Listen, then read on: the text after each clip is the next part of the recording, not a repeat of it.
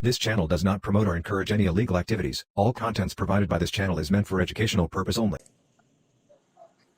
What's going on? How are you, Steph? I'm good. How you doing? I'm doing well. It's good to have you on board.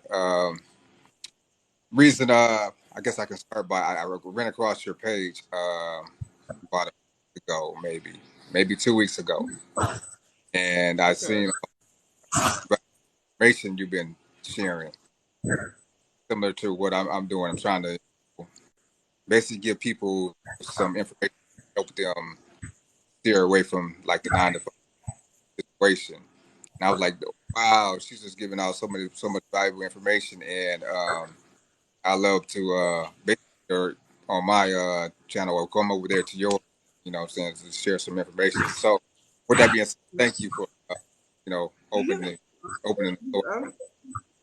I appreciate you reaching out.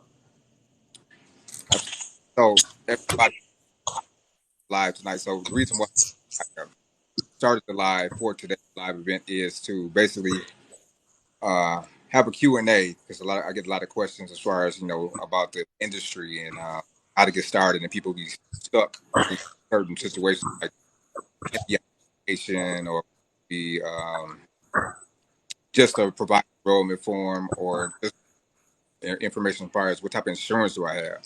And like I was telling you before, each state has different requirements, meaning the same thing doesn't apply in North Carolina where she's at. So I wanted to open up the floor to everybody eventually, you know what I'm saying? But I want you to introduce yourself, and then we can take it from there. Okay.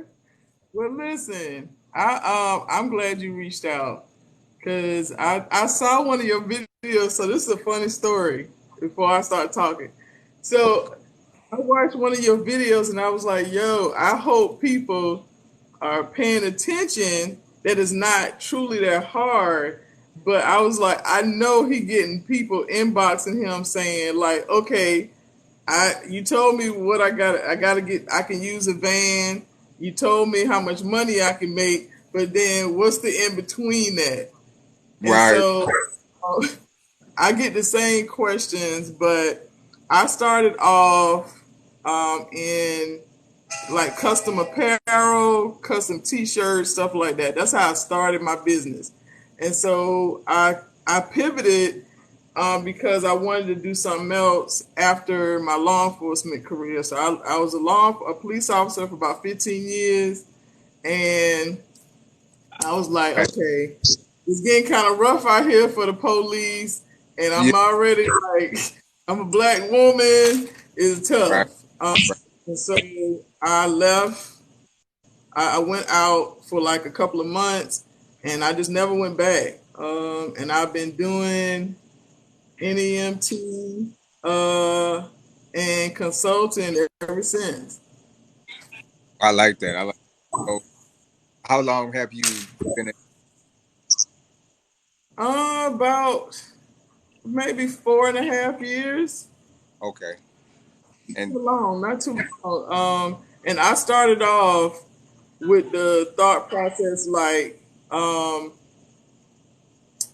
don't know. I was thinking that I had to go through Medicaid. I had to go through a broker, and so when I started, I worked with brokers, and so people laugh at me all the time because I say, look, brokers will make you broke if you're not doing it right. Those brokers gonna get their cut, and they gonna. I said it all. Even though They you make. can use that as I guess, a stepping stone to get doing like private, but Yeah. they will make you broke. If you don't know no better. So I did brokers, and I was already in business, so I kind of knew, okay, wait a minute, I'm looking at the numbers and these damn numbers ain't right. So I was like, I gotta do something else. Got insurance, gas, you got all type of a business overhead to take care of. Yeah, that insurance and gas, that's the number one reason why a lot of people don't stay in business is because one, they didn't do their damn research, and two, is because that insurance, commercial insurance, can be really high. Right. And if you don't have a driving record and I live in Charlotte, and people in So Charlotte can't drive. that's So like the a big, insurance, yeah, yep. yeah. So they tax on the insurance, Charlie. They taxing. They tax. I have drivers in two counties where I'm at, and then in another county, and the insurance is cheaper in the other county. So I use that as my home base with my insurance. So I Okay. don't, So I can't pay the $5. Like I can't pay the $5. You better say 55. No, not at Can't all. pay the $5 if I don't have to, just based on the address. Right. Yeah. Absolutely. Yeah. So I have a question for you. So, um, can you go in? I want to share with the people. Well, I guess I can ask if we have any questions, but I wanted to ask,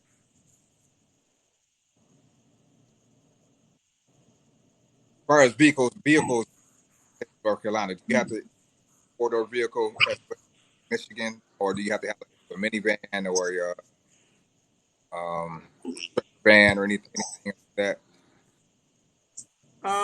When I started with my personal vehicle. I had a Nissan Altima and a Toyota Tacoma pickup truck. And I got my Medicaid number, got inspected with Medicaid for the state with no problem.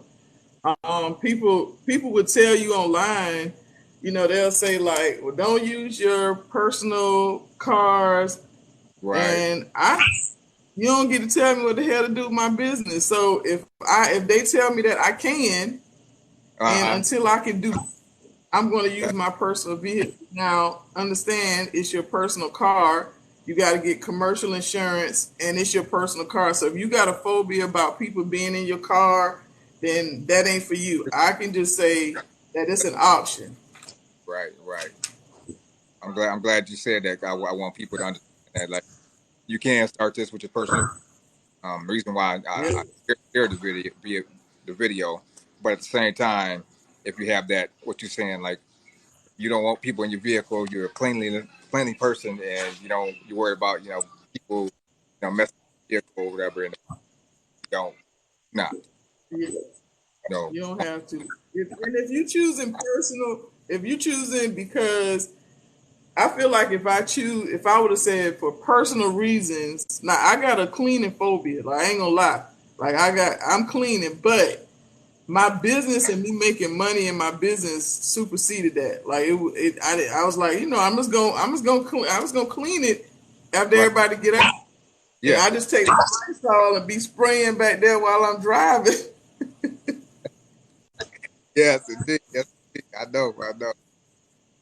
So, so how business, what we do up here is Medicaid as well as private pay. So, do you have a mixture, or do you straight or can you just share with people like what private pay is? I explained it, but I would like to also get your input on what like private pay is. So I do like my business is a little bit of both. Like I still work with one broker that I worked with when I started. So I worked with one call when I first started, and one call, and it has since went strictly to workers comp.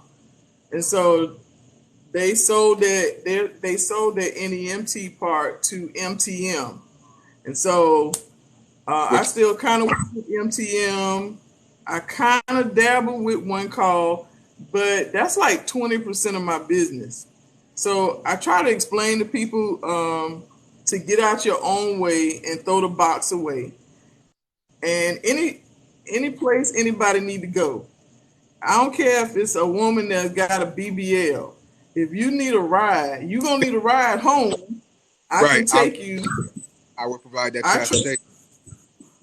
it's the same thing. Like I take kids to school. So like 60% or 65% is student transportation. We take kids to school, and I work with attorneys that like ambulance chases, accident attorneys. That's Right. their clients go to physical therapy. They need a ride, and guess what? It's no insurance. It's straight cash. Great They cash. pay you the same day. Like I get paid, so I can pay my drivers the same day. Right. So now when I'm asking a question, people ask, well, how do I get, so my way of explaining that is if you're working with a broker per se, uh, the broker are basically, facilitating those contracts for you, your business. Right. Um, Yeah.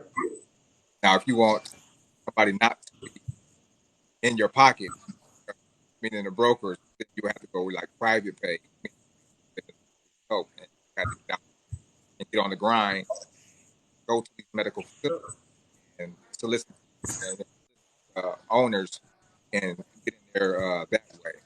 What would be your take on somebody who's starting off in the business? As far as like, Um, I get this question a lot, and it's like kind of hard to explain to somebody how would they would start their own business because I'm not I can give them like my idea of what I would do, but yeah. I don't know how you might not want to do the paperwork, and might not want to submit any Medicaid and things. So I'm not sure how you go Well, about doing. What would like be North is a broker state, so in order for me to transport um, clients that have Medicaid, and some insurances, I have to go through a broker. right? Um, so I tell people when they come to me and they say, "Man, listen, I got a van. What do I do next?" Well, shit, you done skipped some steps. If you don't went and bought a vehicle and you don't have nobody to put to transport in it, you have missed some steps. So I tell people to first decide who you want your customer to be. Like, if you want to work with brokers, that's cool. If you Right. want to do, in my mind, it's brokers. Like, and some people, see it differently, but I have brokers, and then I have partnerships, and then I have private pay. So, like, partnerships to me are like companies that will find the client for me, but they're gonna pay me my rate. So, for example, like if my rate is $25 load fee and $3 per mile, if Mm. I have a company over here that I can negotiate and you gonna pay me that, then I'm to me that's a win-win situation because you just all you're doing is Xing out the fact that I got to go find the clients. Right. And if I find the clients, you still paying me if I was gonna go find the client. So that's what I consider like a partnership. And then you have private pay where you got to do some work. Most people, no lie, most They don't people don't want to do the work. nobody want yeah Like, no and most problem with no. So if I like, I think Thursday or Friday, I did a video. Well, I was like, yo, I'm in these streets today. I'm going to this place and this place. I got my I pens. I got think that I this. think yeah I'm out in the streets. And I might not hear from those people I might not ever hear from them. But in that, 2 weeks, a week, if I don't hear from you, I'm going back to your, I'm coming back. yeah I'm gonna So follow. if you don't like to be told no, if you don't want to be told no, This then you might want this ain't for you. might not be for you because you're gonna get that door slammed, but This you not. gotta keep perseverance. You got to keep You on got to going. keep. That's what anything though. As far as business goes. Um, I remember I had a tax business in 04, 05, and '06, and you know, trying to solicit different people to come to my tax was kind of hard. But if I didn't keep on going, I wouldn't have got the amount of clients that we did get. Got it. That one Right. no Well, I'm gonna say that those 10 no's is gonna turn around and be one of that. It's You know, gonna it's be just a all yes. And you don't, if you reach out to one place, like one place might have multiple locations. And you absolute. got to think, like, if it's only you and somebody else driving, then how many contracts do you really need? Like, you don't need 50 because you ain't got the capacity for 50. Like, Right, you right, can't turn absolutely. it down. You be customers. Ain't nobody got time for that. Another So I, you're thing I right. read, You're right. You, uh, somebody also asked me, is there more? I don't want to compete with nobody, and so what I come to, again, you can't compete with nobody. There are clients out there, there are providers, and I understand the concept because they don't physically they can't see like these people getting picked up, but they don't know that these transportation companies that they see on the road might be a NEMT or right. transport, but they don't know the patients that are out here. So what I tend to tell people is from what my knowledge, there's more patients than there are, NEMT providers. So don't get caught up on the fact that there's like 10 companies in my or it doesn't Yeah, matter. It might and be it's no other. I feel like it's nobody. It's no other Stephanie. Like, there you it's no other business like mine. We might provide. We might be in the same industry. That's like me and you talking. go. If Right. I don't mean that you're not taking no money out of my pocket by us being on this platform and sharing information. And I just hate that so many people feel like, okay, well, I'm in competition. I'm not in competition with nobody. Like, I'm not in competition with nobody. Nobody, Like, because I you 'cause always, if you focus on everybody else, you'll be able to focus on your business that you have at hand. So, the main thing would be, I would say, just getting. I would say people rather time. I always say, you got to initiate the information. So you have to all the free information that we give you guys. All you have to do is act on it. Like all this information is on the internet. I always say that all the time. It's always up to the individual to execute everything that. Don't take my word for anything. If I tell you something on the internet, please don't believe me. I want you to. That's why on my lives I usually try to take people to the websites and things so they can see exactly what I'm talking about, so they can see it firsthand. Because people are more visual than they are audio. So yeah, I wholeheartedly agree. Like, it's. I feel like NEMT is a recession-proof industry, and the reason why is because people always got to go somewhere. You look all at right now how Uber and Lyft have entered into the this NEM, industry.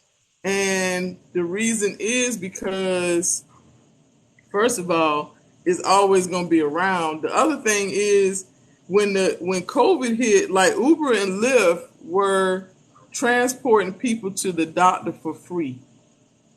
Like, they were doing it for free. That's a huge. That's a game changer. That's a huge marketing. Like, that's great. But mhm. now that COVID has ended, now that it's over, the companies like Medicaid and other insurances are sticking with Uber and Lyft because they did a solid a couple of years ago. You know what I'm saying? Right. So, but even with Uber and Lyft, it's still when people say, "Well, Uber and Lyft taking over." No, they here, but that Yeah, don't have to do with me. it still don't stop the show. Like there's still plenty of clients out there. Okay, It really is. it's all about how I'm like, how are you going to get out there and make your business known, make your presence known. You want to put your stamp to the industry. You want to make sure you are reputable. What do you feel about people? What I ran into like years ago was a lot of companies are putting a sore eye on as far as they have, say for instance, they have a client they need to pick up at 7 o'clock. That particular client don't ever get picked up, and then they gotta miss that appointment and come back. They kind of gotta double back like 2 weeks later.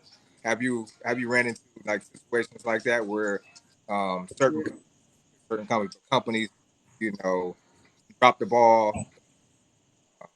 They, Yeah, I have that all the time. So I could take somebody through a broker, like through MTM, and right, they'll as soon as they get in, they're like, "Well, I'm just glad you showed up." And so part of my part of our protocol or standard operating process is we contact the client the day before to confirm, and then we call that day of, right? right, And so when people, first of all, when you call, they be like, "Oh my goodness, I can't believe you called! Like you coming for real?" And so absolutely, you get that a lot. But I turn that into like, well, here go my flyer, here go my card. And so if you want, especially if it's a trip that's worth my while, like the broker is paying pretty good for it, then I'm gonna give them my card, a flyer, a pen, or something. So then when you want to book your next appointment, you just need to ask for us.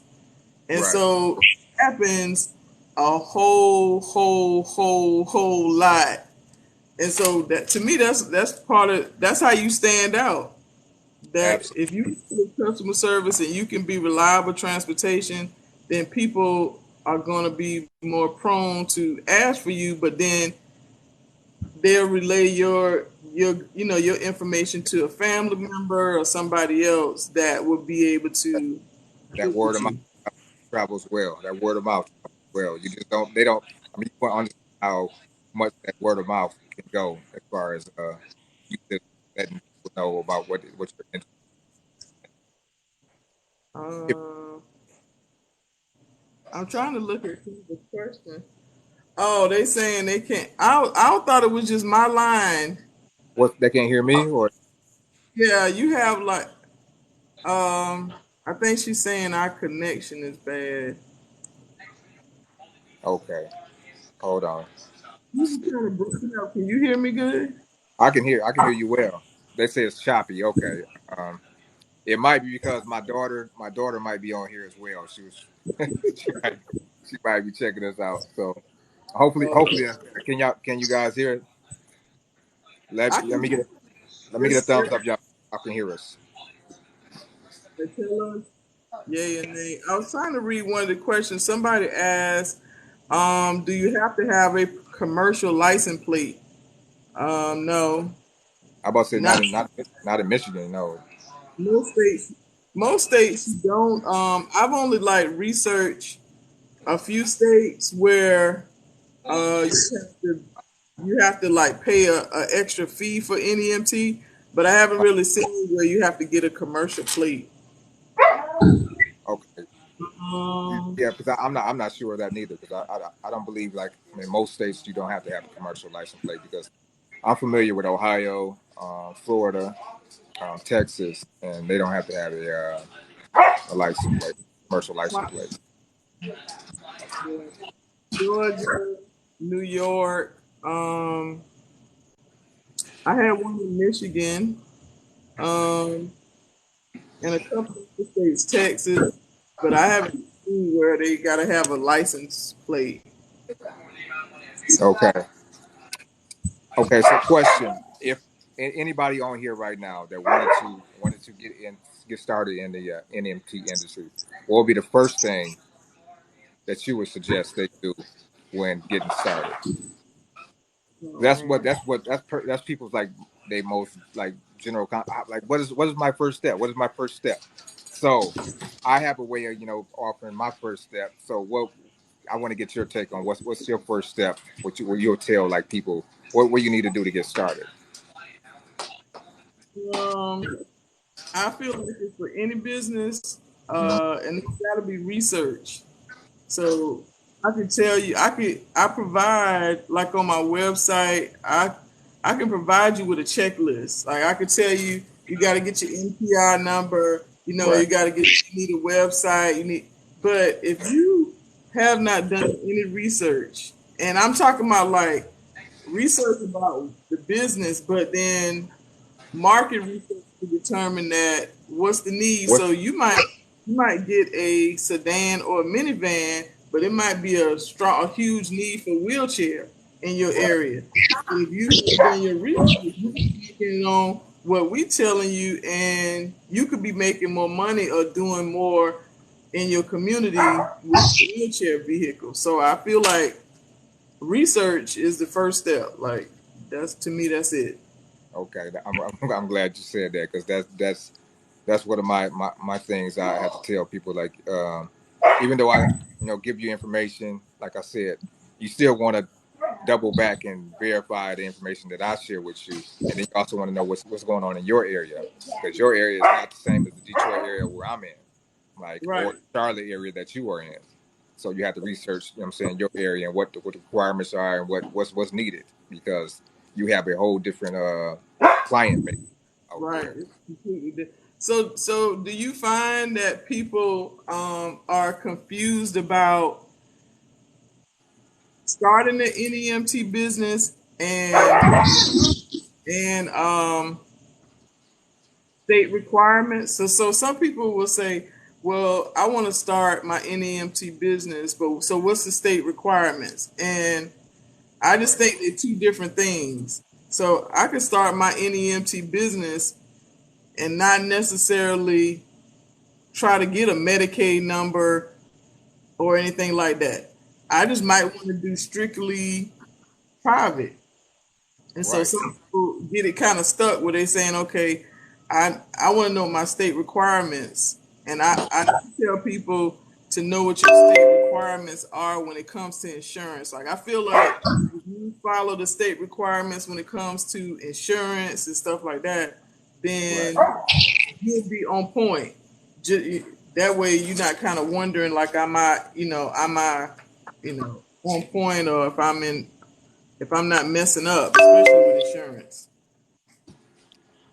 So someone asked me, are wheelchair vans expensive? So, oh, Libra, what up though? Libra, I've been been coming on the live quite frequently. So she's very adamant about getting started. She's done like maybe five of the things she got. I think she got her MPI number, and she registered her LLC and things like that. So in the state of Charlotte, like as far as they go, is it expensive to get wheelchair vans, Um, it kind or of or can I say, like, when you purchase a minivan and adding a wheel, do you have those in your company? so I haven't. I ain't gonna lie. I'm strictly ambulatory. Like some people say, you can't. You can't make no money being ambulatory, and I don't know what rock they under, what they doing, but as far Right, as wheelchair, one of the young ladies that is an independent contractor with me, she has a wheelchair, but she purchased hers already okay, outfitted. it was already assembled. Yeah, But I feel like if you're gonna do all the conversion, unless it's a vehicle that you already own, you kind of come out better just buying one that's already converted. right. Yeah, you're exactly right. Okay. Um, I'm trying to go through the comments. They Okay, ask, so someone asked, do you need a DOT? yeah, I just saw that one. No. No, you do not need a DOT. You're not. But people have been told, and so that's the thing about you got to be careful who you allow to pour into you and who you listen, because I don't know why you would need a DOT number, but some people have told. I've had people say that they've been told they need a DOT number, but DOT, uh, I if you stand within your state, like if you stand within your state, but if you Right, trying to cross state lines, then you might be in a blurry kind of space. Like right. if you Yeah, if that's I want to go to North Carolina and transport somebody to Georgia, I might be kind of, that might be a little bit much, and you might require. But most of the time, DOT is for cargo being, Absolutely. across the line. So Right. if you want to save people a cargo, I guess Right. you might. I don't know, but let's see. Uh, I was trying to see some questions. Oh, you see, somebody asked. That's a really good question about mental health therapists. Most states, insurance, transportation for mental health visits are not included. For transportation, is not. But if somebody want to pay me cash or their credit card to take them, right. Right. Right. So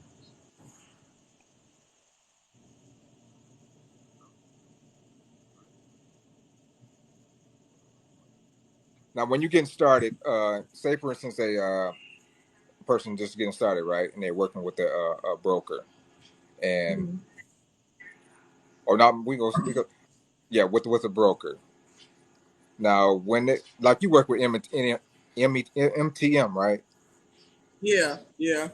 So MTM, like they also asked me like how much does MTM charge? Now I never worked with a broker before, so I don't know. Is there a way you can share like what it is like working with a broker as far as like financial wise? I told you, Dante, brokers make you broke. Okay, so, so does it but I pick and choose. So I'm at a point where if I look at the trips that they provide, it's some trips in there in Charlotte that the person is 5 miles from their doctor's appointment.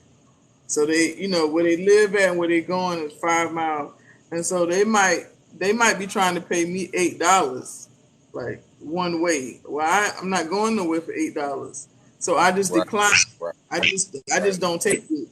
But in the back of your mind, you got to know that this person got to get to their appointment. So somebody's going to do it, and it's usually those right. businesses that have like multiple vans like rolling almost like a bus, and they Yeah, do pickups and they drop off. Like those companies usually the ones that pick it up. But I definitely don't move my vans anywhere for $16 round trip. Like, no. no, But especially now, like it wouldn't be me personally, it wouldn't be worth it. Like as far as that it, go, like it, it, just take you decide that you want to volunteer your services. That's what that right, is. yeah, there you And go. I, And sometimes it might be needed where you might be in that type of mood and be willing to do that. But for the most part, I mean, since we are running the business, so it has to be conducive to what works for us as well. So yeah. somebody also want to know how far do you travel as far as pickups or drop offs. So our rule of thumb is like a 25-mile radius. I don't know how do you structure it? So I do county to county. For one of my drivers that lives in another city, he's about an hour from me. Um, and so Okay, it's one. I want to say that they're lawyers for accident victims. And so the person that needs to be picked up may be in his city, but they got to come to Charlotte, which is like uh 80-mile radius. And I just charge my rate and they pay it. So that trip might be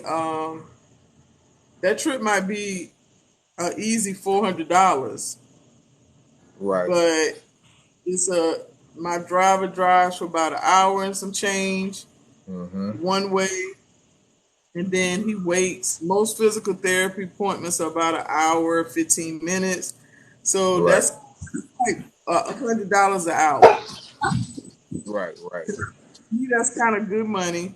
Um, when I calculate it out based on because if you deal with like some of the lawyers with accident victims, they have like a threshold or a gap like they willing to pay.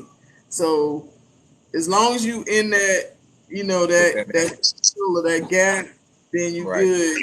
And sometimes they'll say, well, this is the max that we can pay. Are you willing to do it? And if it's like $5, you know, $5 to $10, then we might do it. But I don't travel out of the state. Normally it's county to county right, or within our county, like you said, 25 miles, something like that. right. Okay. How many drivers should you start with, Libra? That's based off of you.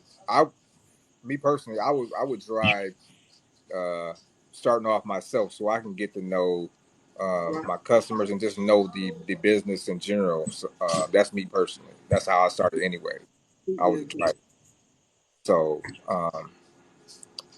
but to answer that, I would say you and maybe one other person if you have more than one vehicle. That would be good to start off. But then how you can pay your drivers and things of that nature. But what will be your take on that, Stephanie? I agree. Because when I first started, it was me and my son. My son was 24. And we started this thing together. He still drives, Beautiful. but he loves it. I think it's because it's not, you know, that generation, they don't want to work for nobody else. Right. Doggone right. Yeah. Yeah. And then Dakota, he set his own hours. Mhm. Yeah, they Okay. he likes it. And I just have him as I didn't even hire him as an employee. I hired him as an independent. He 1099 too. Okay. So So you're an independent contractor. kind of based on I pay him based on the trips that he does. And, Right. some people it's like, well, how do you pay? Because he drives my van. He drives one of my vans. Okay. And so I pay him like a 80/20, and it's more so probably 'cause he's my damn kid. You know what I'm saying? Yeah. I pay him a little bit more, but Right. it's still pretty good for him to put some money in his pocket, and then I'm still able to keep a percentage for the gas that it costs for those trips, and you know the insurance. Keep Right. a little thing for the insurance. So I would definitely say if you don't know the business, then you kind of it's like the blind leading the blind. Like I don't know if you want to hire a lot of people and you don't really know the business. Well, You she haven't. said her and her husband gonna start first, so that makes sense to me. So that would be the best thing, Libra. That would be the best thing to do as far as getting started. Mhm. How much is your insurance in Michigan? Say it again. Somebody asked how much is your insurance in Michigan? In Michigan, insurance is what commercial liability insurance is $500 or It's 540. yeah, it's I pay in Charlotte, well, in North Carolina, I pay about close to $500 per vehicle. That sounds about right. So everybody, if you're on, if you're listening, it's generally each state is different though. Yeah. There's no way that we can tell you. But as far as Michigan goes, it's 540. What company? My car insurance don't do it. Uh, Victoria's Nikki, what up, though? You've been quoted. Okay, 1,500 a year for surety. So it's 1,500 a year. They're gonna break that down into. I Hopefully pay they 50, I pay Oh, she said she was quoted $1,500 a year for security. surety. Okay. I mean that sounds about. I mean, what state are you in, Libra?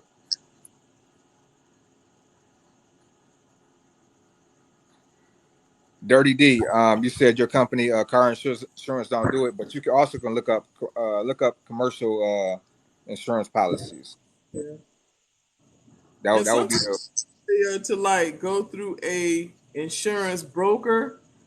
That way they can give you like multiple quotes. It's almost how Progressive do it.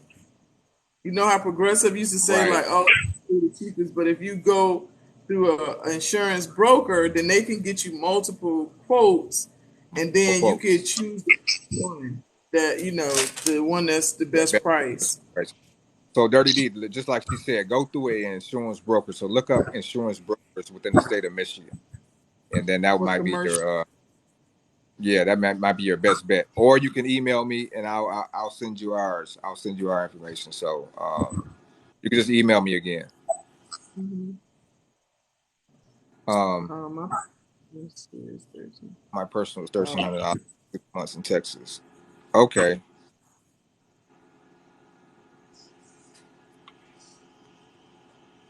So look, everybody. I want to give her time to answer some. You open to answer some questions. I know they are, I answered the questions anyway, but you open to answer some questions. I'll open up the floor. Or did you want to provide any information that people should know as far as this industry go? I want to give um, everybody basically an opportunity to learn basically about what your platform is. I want everybody that's on the live tonight to go follow you as well, because like I said, your channel is fire. Everybody that's on here right now, I'm just gonna give you some a heads up. The TikToks that she make or the content that she makes is beneficial for you. She breaks down everything that pertains to the industry as far as the NMT goes. So, with that being said, it will be imperative for you to go over there and check out her channels, science, whatever you call it, subscribe to her channel whatever we and call on TikTok. learn the information. Because, like I said, she provides a lot of valuable information, and that's how I found her. I found her. She popped up on my For You page, and I was like, "Damn, she's giving out a lot of game." And so I seen a couple more videos, and then I just started liking stuff, and then I just reached out to her like the other day. Like I just reached out to you like yesterday or day before yesterday. We're seeing each other. Yeah, so I was, I just wanted to let everybody know, like, there's other people in the industry that can also provide, valuable information, and uh, I Somebody wouldn't have said it no other way. Yes. my somebody asked the email. If you click the link in my bio, that's the best way I can tell you, because the link will take you to my website and you can email or chat through my website too. Somebody asked what our email is. Okay. So yeah. So I think my sister up in the building. Sis, if you are in the building, can you go over to or click Stephanie any NEMT Guru's thing, and then put the email in the chat if you can. I'm gonna try to put it in. Hold on. I just put my website. Let's see. I'm gonna put my And email. somebody just said they were watching your videos on YouTube and they love your stuff. I So I didn't know appreciate it. I didn't know you had a YouTube channel. I'm gonna get over there. I'm gonna get over there and subscribe too. I feel like when I first started, it was nobody. It was nobody that wanted to answer my damn questions. Everybody act like it was the CIA, like it was Like top. they would just hold on to the information, right? Yeah, and I'm like, for what? Why you? Right. Why Like your competition or something. Like you gonna stop their show. They might have been in a whole nother state or whatever. you in a whole nother state? I'm just asking, and I'm just like, uh, I just don't understand the mentality of not wanting to help. It's not taking no money out my pocket by Not, offering services or even coming on TikTok and YouTube. Now, right. at some point, you're gonna have to sit down and either do a one-on-one Or or sit. consultation. Yeah, those are Um, the people. Those are the people that that really want to further they knowledge and stuff like that. Because it's only so much free information you can get on here, but you might need some type of direction because you might be stuck on one way or another. So, like I tell people a lot is also when you're trying to fill out that provider enrollment form or things like that. There's also like an 800 number on whatever state you're in, and they can guide you to like filling out certain information. But then you might also need some extra help as far as like you don't know how to work your private pay situation. What if you don't want to work with a broker? So that's where somebody that's already in the industry can help you, you know, further. You understand your knowledge. So like I definitely say, like, if y'all have questions, like, ask them. I'll answer them. I answer what I can. you said, you'll come to the D. It's a lot. Yeah. TikTok be tripping. They don't want you to put it in the chat. Yeah. I But I okay, put everybody, just go follow her. That'd be the best thing to do because we can't put it in the chat. She tried to put it in the chat as well, and it's not popping up. So TikTok is not allowing us to do it. So the best way to do that is, I think you can click on her face icon and subscribe that way. yeah, yeah. I put my email in the comments. It let me just type it in the comments, I guess, because I'm Okay. not my Okay. video. Good. Okay. Well, she put her email right in the comments. You said let's do a Zoom call. We would love to do it. I would. I mean, if she's willing to do it, I'd be more than welcome to. More than We don't happy to have. do a Zoom call.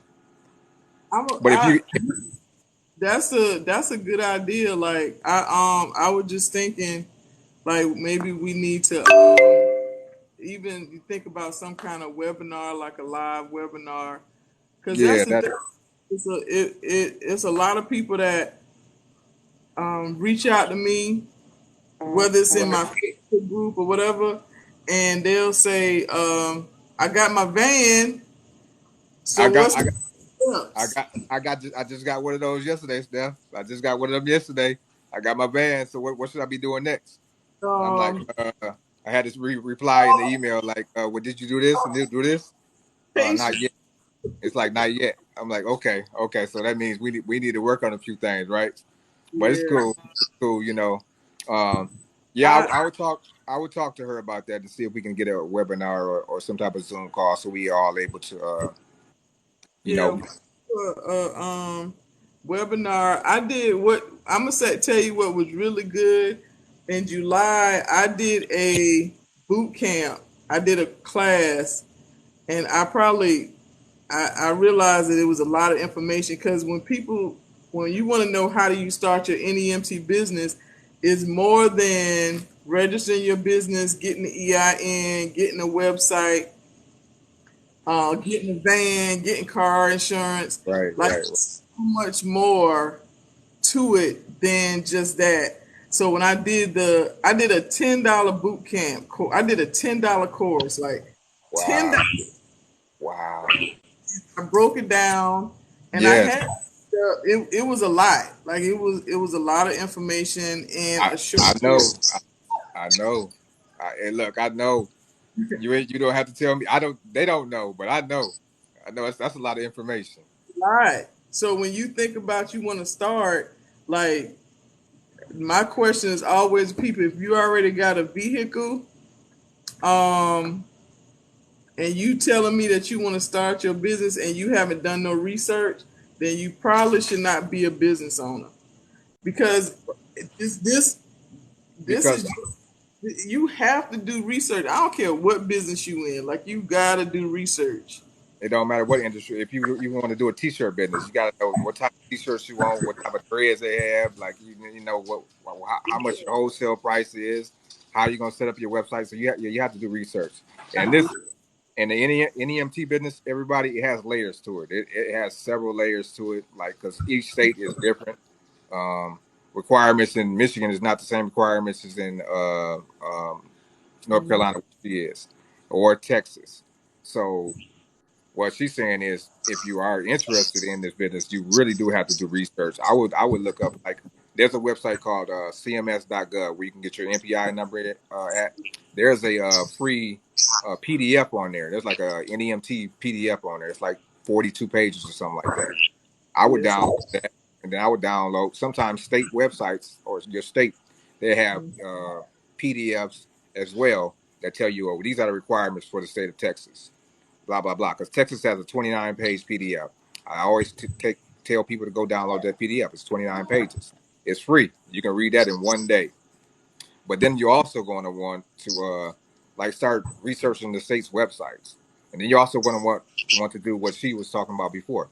Learn your industry or where you at. You want to know basically what type of patients well, I say patients that are out there. There's so many layers to this particular industry, but you have to. It's Dante. It's so like it's mind blowing.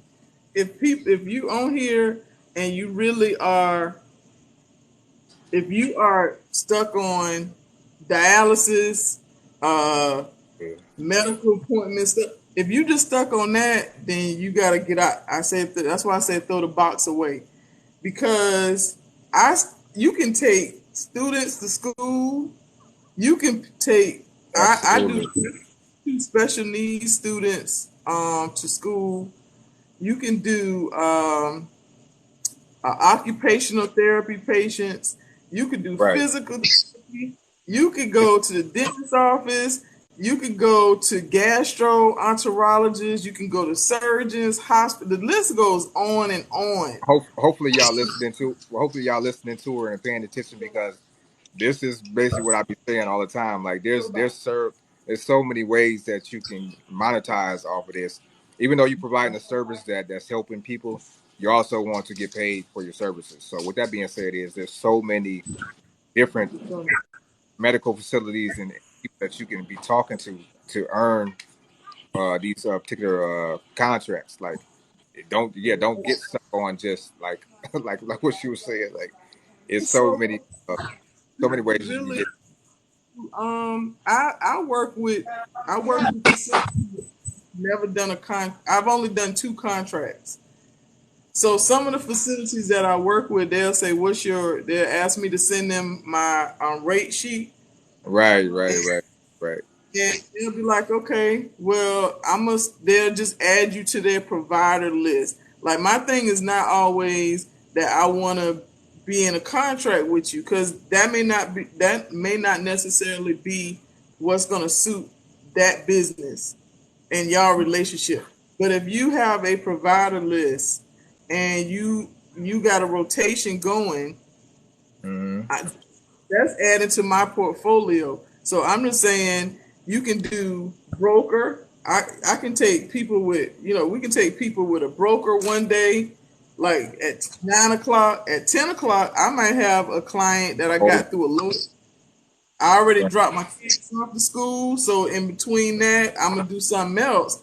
But then as a business owner, I still have to step back and say, okay, I have some independent contractors and drivers that can drive, because you can't be so far in your business that you don't work on your business. So those are the days where I say, okay, I'm a spend Thursdays going out to new facilities that I have not touched at any point. And then, next week I put it on my calendar and say, okay, I'm gonna follow up with them. I talked to them, but let me follow up with them to see if anything changes. Absolutely. I'm glad you just said that, because when a person gets that, I would say I wouldn't consider it a no, because that can just be a not right now. That no could be a not right now.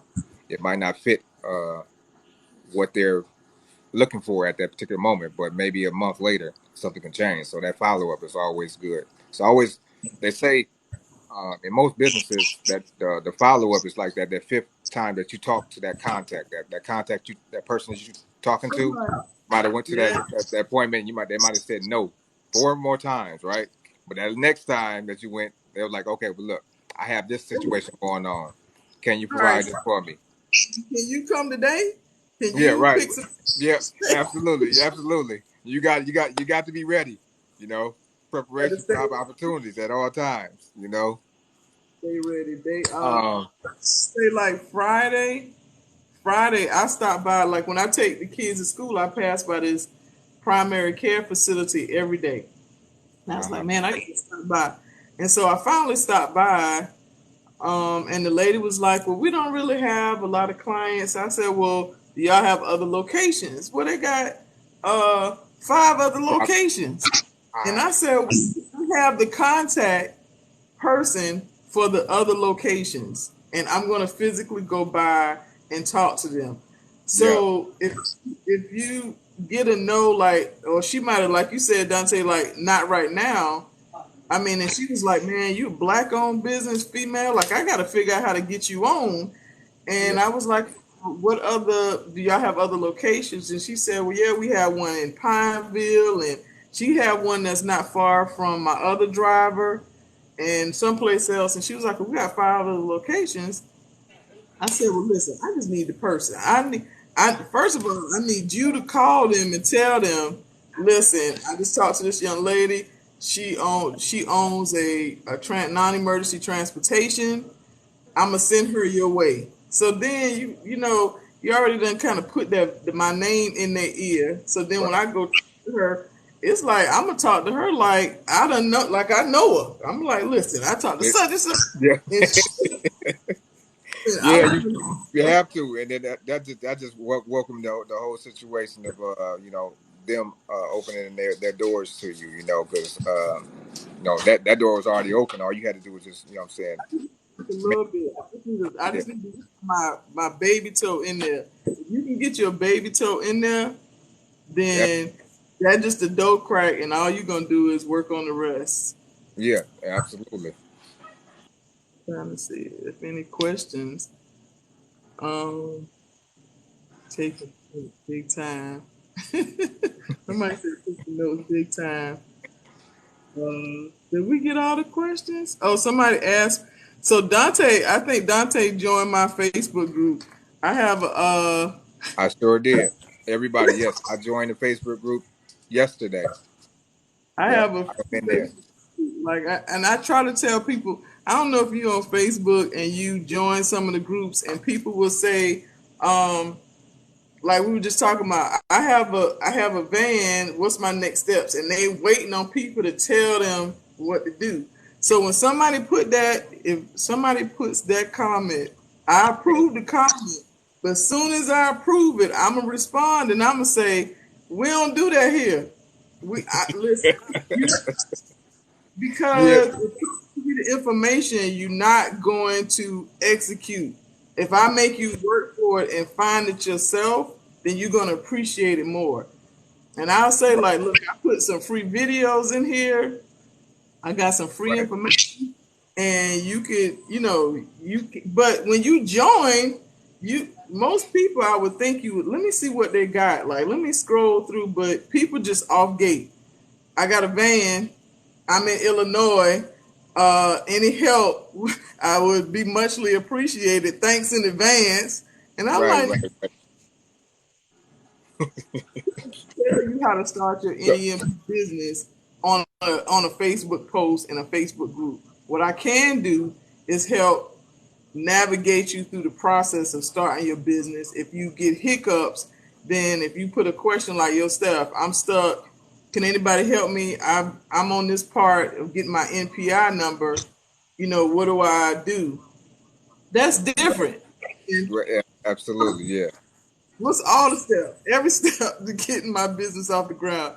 We can't do that. We can't do that. Like, we ain't doing that. They want to know what's the Facebook group name. It's called non-emergency transportation, not Dot just dot dot. not just Yeah, any. put that dot in there. Yeah, I feel like it's just another way to get people the information they need on a Right. regular basis, because it's a lot of Facebook groups that's out there, and if y'all don't know, like, some of those Facebook groups are run by brokers. Like, the goal is for them to kind of wheel you in to signing up with them as a broker. Yeah, absolutely, yes. Real quick, Diva Okay. Nola, I remember you sent me in the Discord group. I remember you sent me a question. So whatever the question is, I need you to put it in the chat. Maybe me or Stephanie can answer it right now. So Diva Nola, if you're still on here, please put your question that you have for me in the chat so we can answer the question for you. You missed the Facebook name, so the Facebook name again is NEMT ... Not but sure. not just. I'm gonna try to type it in the comments. Okay. Yeah, I'm trying to type it in. Thank you for sharing the live. So she just put it in the comments. So it has to be just like this because that dot dot dot. This is really what the name of the Facebook group is, though. So don't think she's being sarcastic or that we got jokes on here. This is what she's really saying. That's the name of the Facebook group, not just NEMT, because it's not. She shares a lot of other valuable information. Like I would just suggest you go over there because it's free as well. So go Yeah. sign up to the Facebook group, please. How long does it take to be up and running your business? Libra. Wow. So, wow, that's a hard question, especially because we are in the COVID area right now. We still technically what they call the COVID area, where government, if you're trying to get your MPI and all of that, they pushing applications back. So, I have somebody that's they still waiting on their application to be approved, and this was like almost a month ago. So Wow. I don't want to give you I don't want to say like you would be up and running in 30 days. I would say I would give it like a 90-day mark. What do you think, Stephanie? Um, it Because took that like so if I feel like you probably spot on like with the 90 days, only because unless you before you get started, like what's the best way I can say? Like before you get started, you already are marketing. So when you start, if you market before you actually get started, you tell this, you might go to a hospital or something and say, okay, well, my goal is to start January 1, and they'll say, okay, well, we do have some clients that you can transport, yada yada yada. If you talking about Medicaid number, it depends on your state because some states you can't even get your Medicaid number without going through a broker. Like some of right, them states go through yeah, motive care. Motive care got this shit on lock, and right, they like some states make you go through motive care, and motive care can say, I had a young lady. She was in South Carolina, and she got the requirements from motive care, and she did everything they said, and then they said, we don't need any providers in your area. whoa, So she got vehicles, insurance, and then right, so that goes back to what we've been saying, like don't focus on just one source or one place to get your clients. Because right, you could be screwed, like for real, if you're doing it yeah, that way. But I would definitely say 90 days plus, because I think it took me 90 days years ago to get my Medicaid number.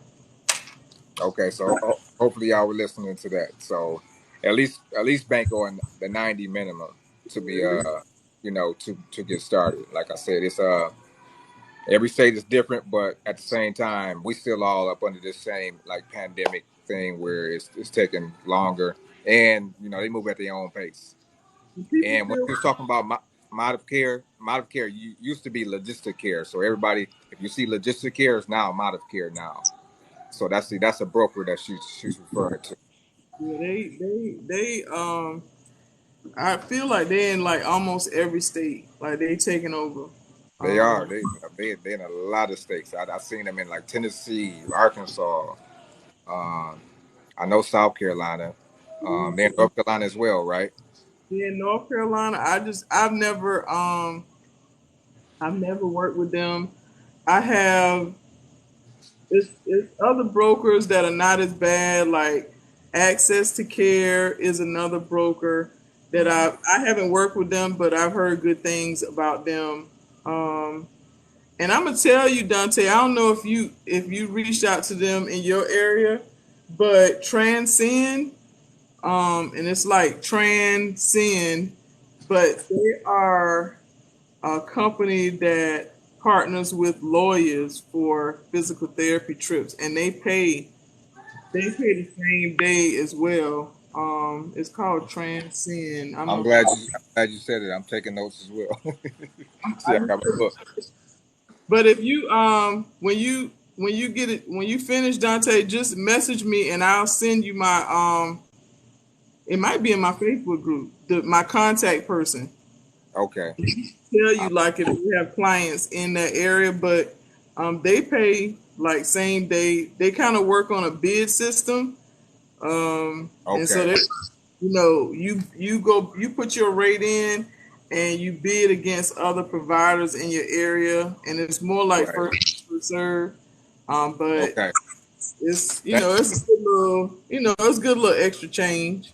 Oh, absolutely. I appreciate that. Really, I do. So Somebody. I know Medicare. we answered it. I mean, we answered this already, but she might have just came in. How do you come up with your rates? So my rates. So when I first started, I went based on my competition, and I just kind of called around and got rates, taxi cabs, and stuff like that. And then I realized like I ain't like my competition, so Right, right there you go. I'm I'm gonna set the bar.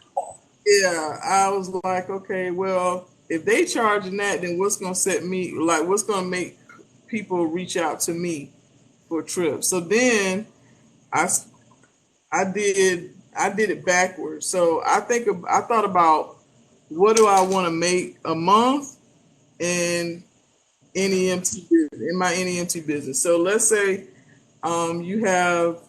you say you want to make $10,000. You want to make 10K a month, but you got expenses, gas and all that, right? Absolutely. Put a number. You say, okay, my number, you finish all that might be like 6,500. Right. Well, I divide that 6,500 into 30 days. And Hmm. then I come up with that number and I divide that into my shift, which is 8 or 9 hours. And then I kind of, tweaked it a little bit, and that was my load fee or my base rate. And Hey, look. then, If I, you know how how you be on how people be on podcasts and they drop the bombs and shit like that. Hey, look. If y'all was listening to what she said, she just gave y'all a whole. She gave y'all a whole masterclass in maybe like 2 minutes. How to break down her how her science work as far as putting those races together. yeah, So race is tricky. Like, I yeah, feel everybody gets stuck on, it don't matter your business life, but especially for us, pricing is very hard. Like that was very tough. And so I just kind of, I came up with that rate and I tweaked it. And then I came up with my per mile rate. Like my per mile rate is $3. hmm, And then I have a weight fee. Uh, I have a cancellation fee. And absolutely. divide. Do you have that in your policies and procedures? I have that in my policies and procedures. Okay, I, like you can, and it's on my website, so you right. can't You listen. can't say you didn't get the information because I Like, have two separate two separate places. So anytime if I had to take you to what they call that court system, it's $40. there. I want my $40. I ain't Yeah, playing. yeah, absolutely, absolutely. You gotta have a cancellation, and you gotta have a protocol around your cancellation. Like so, I'm gonna tell you you got to call me the day before. If Somebody you else want might say you can cancel within 3 hours. 2 hours, yeah, right, You got to figure that part out on your own, I guess, or what best works for you. right. So Bernardo, he's usually on my live a lot. So his question is how to get clients without going through VO here in Wisconsin. So Bernardo, I believe you just got here. She did go over that, but if you can, real quick, to give him that, how would you go about doing that? Because we just touched on that. So there's all type of like medical facilities in your area, right? There's dialysis clinics. There's I don't know what the eye doctor is. I don't know the name of the eye doctor, but it's eye doctor clinics. There's physical therapy. There's anything to There's do with anything dealing with a dang on doctor. anything like you can look up anything to do with a doctor. And me personally, I wouldn't call them on the phone. I'm more in person because then you can talk to somebody. You can get a feel of, what I'm saying, who you talking to, and you can present your face sheet and all that in front of that person. So I wouldn't talk to nobody per se over the phone. I would go physically to these establishments and I would talk to somebody that's in charge. Um, That's the that's best me thing. I think. I mean, but Dante, don't you agree that this business right here is 100% relationships?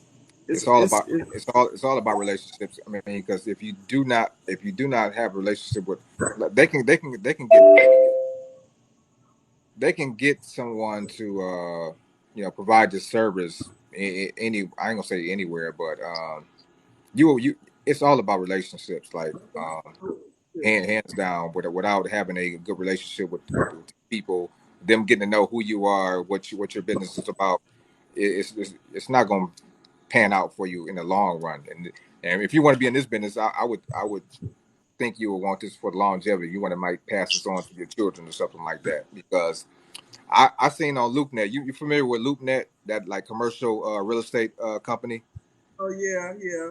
Okay, so in LoopNet, there's like two companies. One in Washington, one is like in New York. They're selling their NEMT business. What I'm selling it for $2.4 million, right? Then another one is selling theirs for like $660,000, right?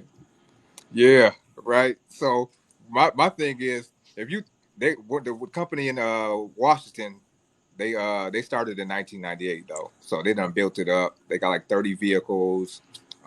They're bringing in like $5.5 million a year in revenue or something like that.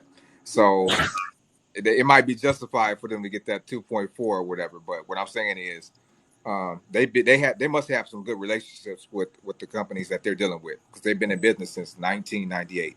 My daughter, my daughter's 19. I mean, she was born in 1998. She just turned 24 years old. So they've been in business for 24 years. So I don't think they could not be in business for 24 years without having like a steady or good relationships with all these. So what And she's saying is, I would you say, got is relationship. gospel. Yeah, you gotta have. I feel like you gotta have. And I don't take no interaction lightly. So even if I'm not feeling like my 100% that day, you might have a Right, headache, you might have woke up on the wrong side of the bed. I am always an advocate and a salesman for my business. I don't care where I'm at. Like I'm right, always a salesman, and I feel like you have to be. But that's the only way that you're gonna grow is if absolutely. you build relationships with people. You go into these facilities, and I mean, some days you might have to take donuts in there.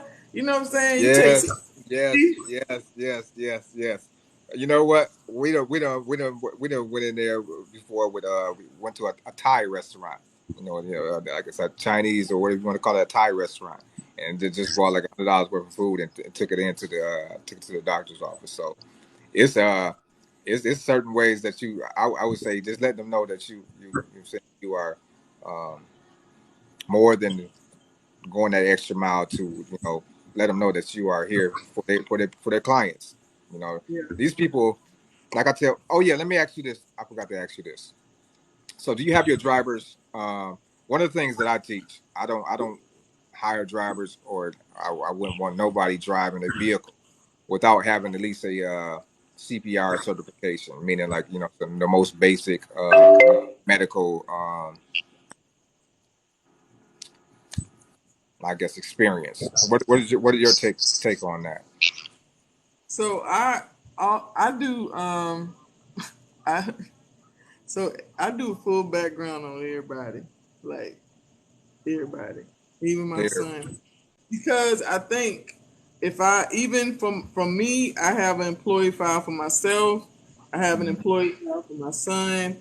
I do a background on everybody, so I came up with my own application, kind of questionnaire. I call your references. I pay for your drug tests. Like, and you have to Right. complete. You have to have CPR, and you have to have a pass. Do the pass certification. Like Okay.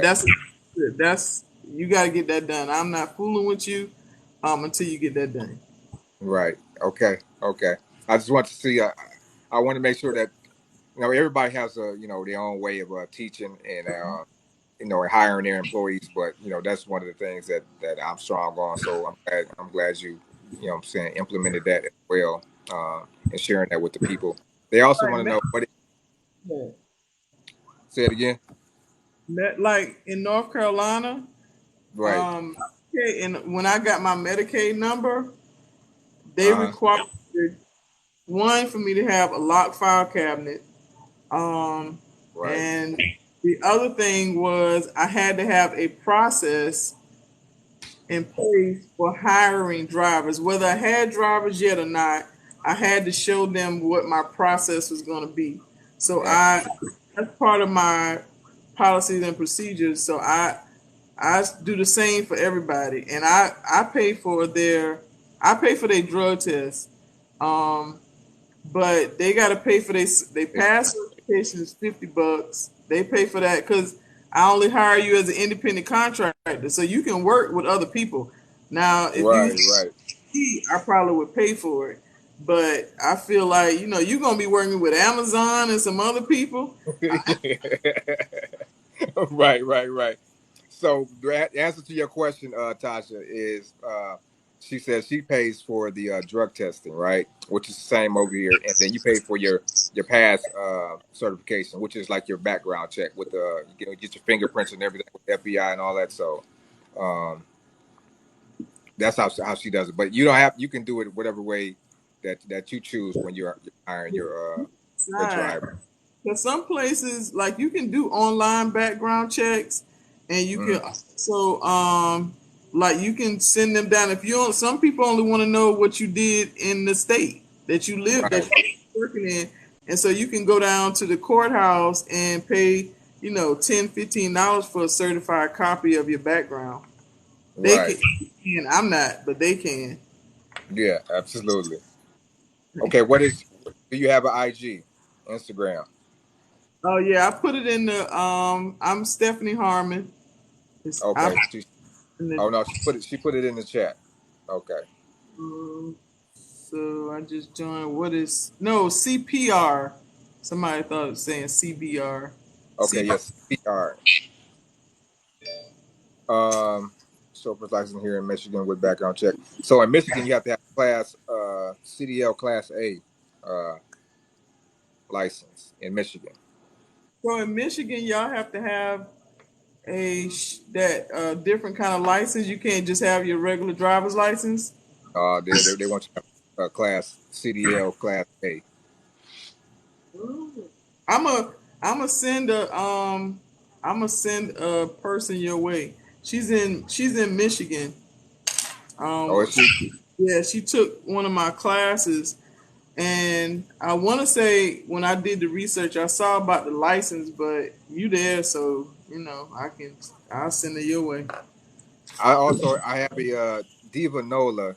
She's also one of my or she's somebody that follow me. That she signed up for a consultation with you. So she had a question for me, but she said she already had a consultation book with you. So I'm glad she is in good hands. So I appreciate you, taking care of her. What is the limit of clients? Uh, What you mean? I mean, there's really like no limit, but you only have a capacity of working so many hours. So you can't.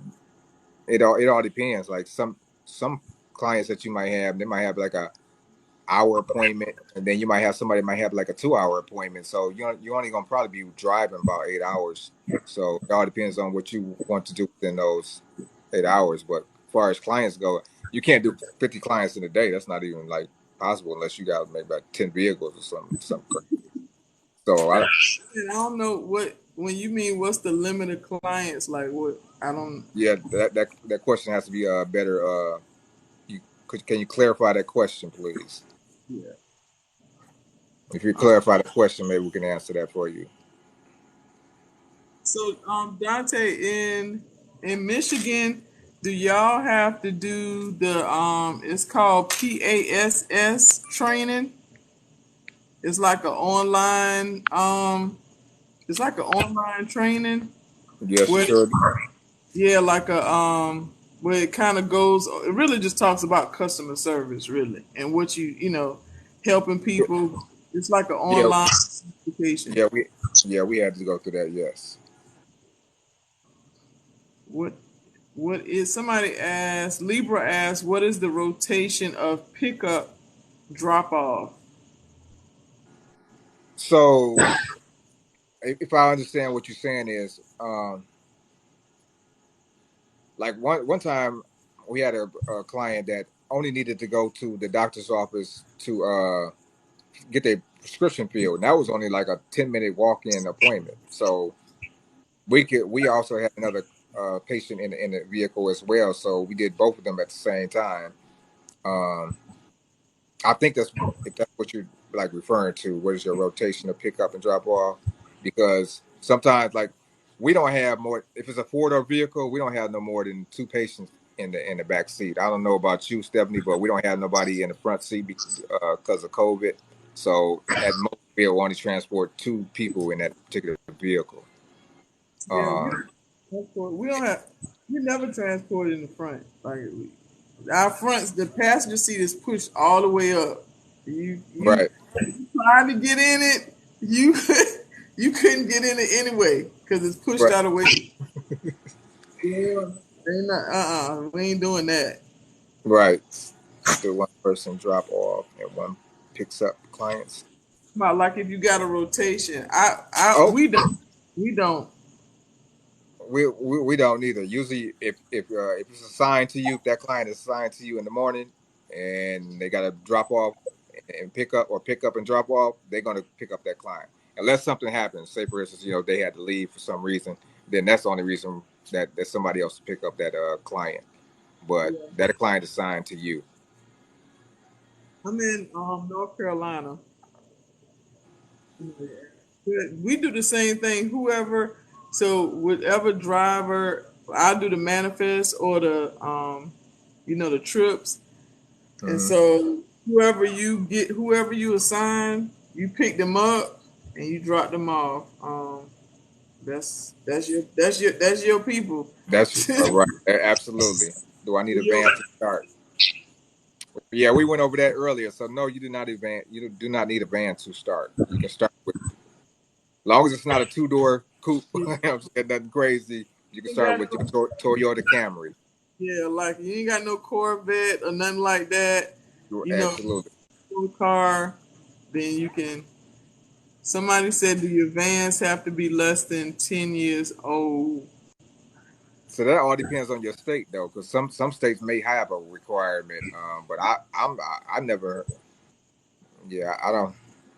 So I would say, Dante, if they decide that they want to work with a broker, the Yeah, broker bro. have Yeah, bro. required 10 years for Right. vehicles. Okay. For a wheelchair, they don't care.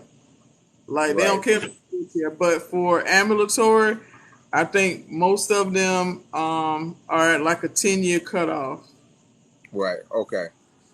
Okay. So it's as what you heard what you just said. So if you're working with brokers, I would say it's like we don't work with brokers here. So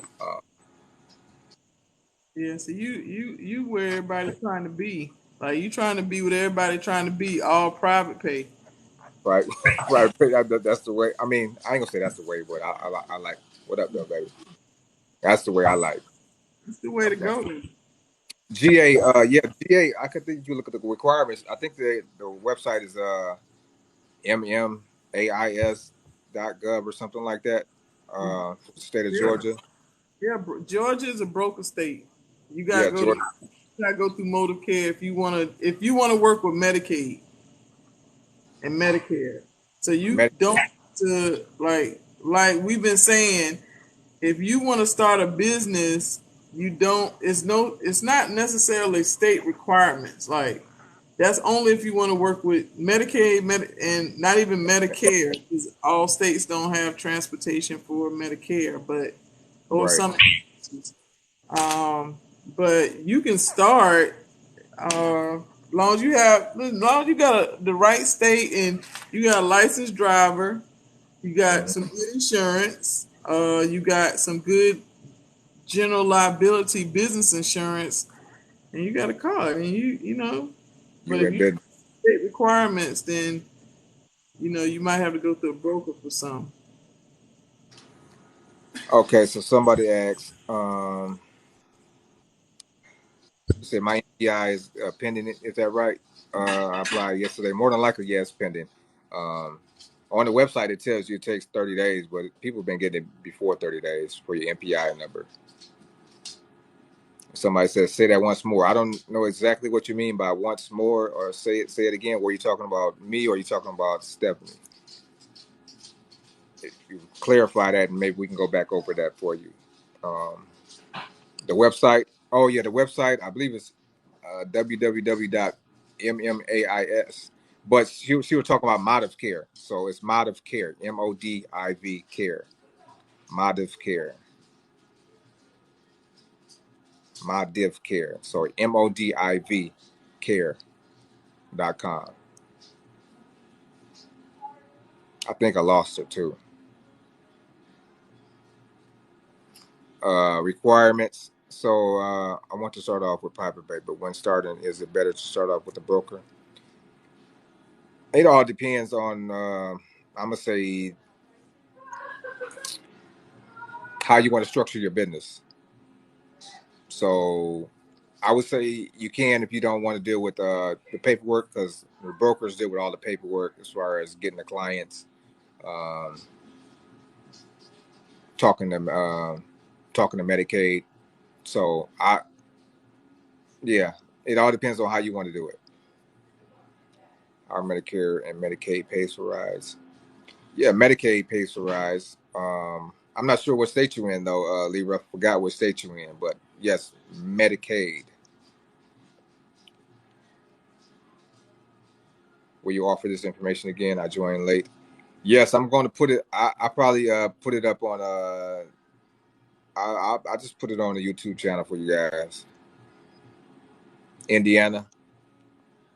Okay, so Indiana. Um, wait, what is your question? Okay, yeah. Okay, Indiana. Yes, Indiana has Medicaid. I wish I can turn my. You know how we usually do it. I turn my little laptop, pull my laptop up, then I will be able to show you more. Like I said, I'm gonna talk to Stephanie to see if we can do a what you call that, a webinar. You know, she was thinking about maybe doing that. Somebody suggested that in the comments, so maybe we can do a webinar soon and have everybody come to the webinar. They get 48 rides a year per person. That sounds about right, because if you think about it, nobody would be going to an appointment more than twice a month. So twice a month times 12 months will be what? That's 24. So yeah, I would see that could be accurate labor. So that sounds about accurate. 48 rides. That's basically 4 rides per month. But you also can go private pay. So private pay is unlimited. Yeah, private pay is unlimited. But I really appreciate Stephanie. I think she had to go. Um, yeah, I don't know where Stephanie went. I don't know what happened, but I think she might have got a call or something like that. So, uh, I appreciate her coming on the live tonight to share that information with everybody. So you have a general. You say you here? Okay. I don't know what happened.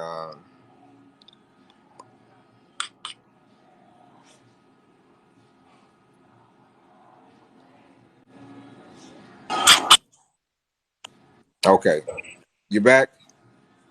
Yeah, I don't know what happened. My dang, I guess my Wi-Fi is acting stupid. I don't know. So you I was you appreciate it. Okay, you appreciated her advice. Good, good, good. I love the way she breaks down things. So like I said, I need you guys to go over there and follow her so you can see how she breaks that. Just like any questions that you have. Like I seen the way how she breaks down. It's like if you have a question, you send it to her, and then she'll do a video about it, and then she'll break it down for you. So this is the reason why I'm telling you to go over there and follow her platform, because any question that you have that she sees, like somebody comment on her video, she'll break down that comment if she deems it, valuable information for somebody to learn, and she'll break down that information for you in a video. So go over there and follow her channel so you can see what I'm talking about. Because a lot of questions that you may have right now, it might be on her channel right now that you can just go watch the video. Um, but yeah, I love her information as well. So thank you, Libra. But if I y'all have appreciate any questions, like we got like 30 minutes left before I had this live event for 2 hours. So I know we've been going over questions, but get y'all questions in because I have like 30 more minutes of her time. I want to make sure I'm respectful of her time. You say you're good. watching all the Stephanie videos tonight. Hey, look, that's what I'm talking about. Yes, yes, yes, yes. Go do that. Do that, I please. appreciate the love, y'all. It's all Yeah, love. and then everybody else, please go.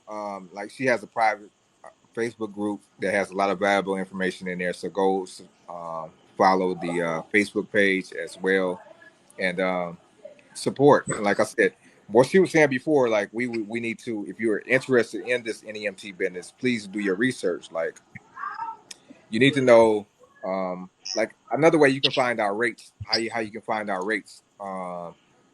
Lyft and Uber has certain. So, say for instance, you want to go from here to the movie theater. The movie theater is like, we'll say 11 miles away. So they'll tell you how much that rate is. 11 miles away from wherever your distance is. You also can do the same thing as far as basing your rates off of Lyft, taxi cabs, and Uber. Like that's another way to come up with a science, for your rates as well. Doctor, you gave me the inspiration. You two are a wealth of information. Well, I appreciate that. I'm just a vessel. I'm just here to Yeah, I appreciate my, that. I'm doing my community service as I say. This is my community service, helping my people. So, if anything that I can help you with, as far as if I know it, then I'm gonna share it with everybody out there. So you're more than welcome. So I can't do the Medicaid application until my MPI comes. Yes, yeah. If you're gonna work with Medicaid, yes, you have to have your MPI number. Yeah, you gotta have your MPI. Yes, Somebody asked about Medicare. I Did believe. did your state do Medicare? Does your state provide transportation for Medicare where you can? Do you know if your state does that? No, Michigan doesn't do Medicare. It's just straight Medicaid. So Oh, okay. um, you have to go through Medicaid. Unfortunately, even though I think it should, but I don't know why they don't. But no, Michigan doesn't. So. North Carolina, they allow if you have Medicare, then Uh-huh. you can Medicare covers transportation, but that's also through a broker. Like it's still it's all through Oh, through a broker. okay, okay.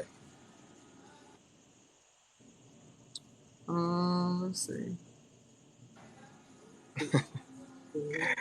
Do you do wheelchair rides? We do, but are you talking about for your business, or are you talking about for us? Because I think Stephanie says she doesn't do wheelchair rides. I don't do wheelchair yet. Where's your video on YouTube? Because I got lost from your video last week. My YouTube channel is the same as my TikTok name, so it should be on the channel. And then, like I was saying before, if you guys want me to just upload this video, I upload it on I upload it on YouTube, and you have it on YouTube as well. And I can send you the video too. I think Stephanie, if you want to put it on your YouTube. Oh, okay, yeah, that'd be cool. How to find How brokers do in you the get? state. You Oh, and no, you in North Carolina? Okay. Uh, so the brokers for North Carolina are Motive Care and MT. Access to Care is also in North Carolina. Ride Health is also in North Carolina. Those are the brokers that I can think of. Okay. ProCare is another one, but ProCare they on that net 30, so y'all got to make sure when y'all get with these brokers that y'all read them contracts, cause you'll be looking for your money Yeah. in Right. 2 weeks. You'll And be then looking for your money. It right. ain't happening for It not happen. 3 days. Yeah. Okay. So, what is your YouTube channel? Libra wants to know. It's not just NEMT with Stephanie. So, not just any NEMT with Stephanie is the name of her YouTube channel.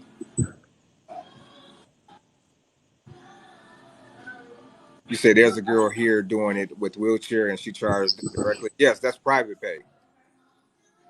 The pay is terrible with those brokers. They don't pay. I mean, I It's a mean, broker. it's a broker. It's just like a you might as well say it's just like a real estate broker. They want their cut. So that's the con of working with a broker. They get majority. I ain't gonna say majority of your pay. They get a nice chunk of your pay. So If you think uh, about it, like if you think about it in the business, in a business perspective, like they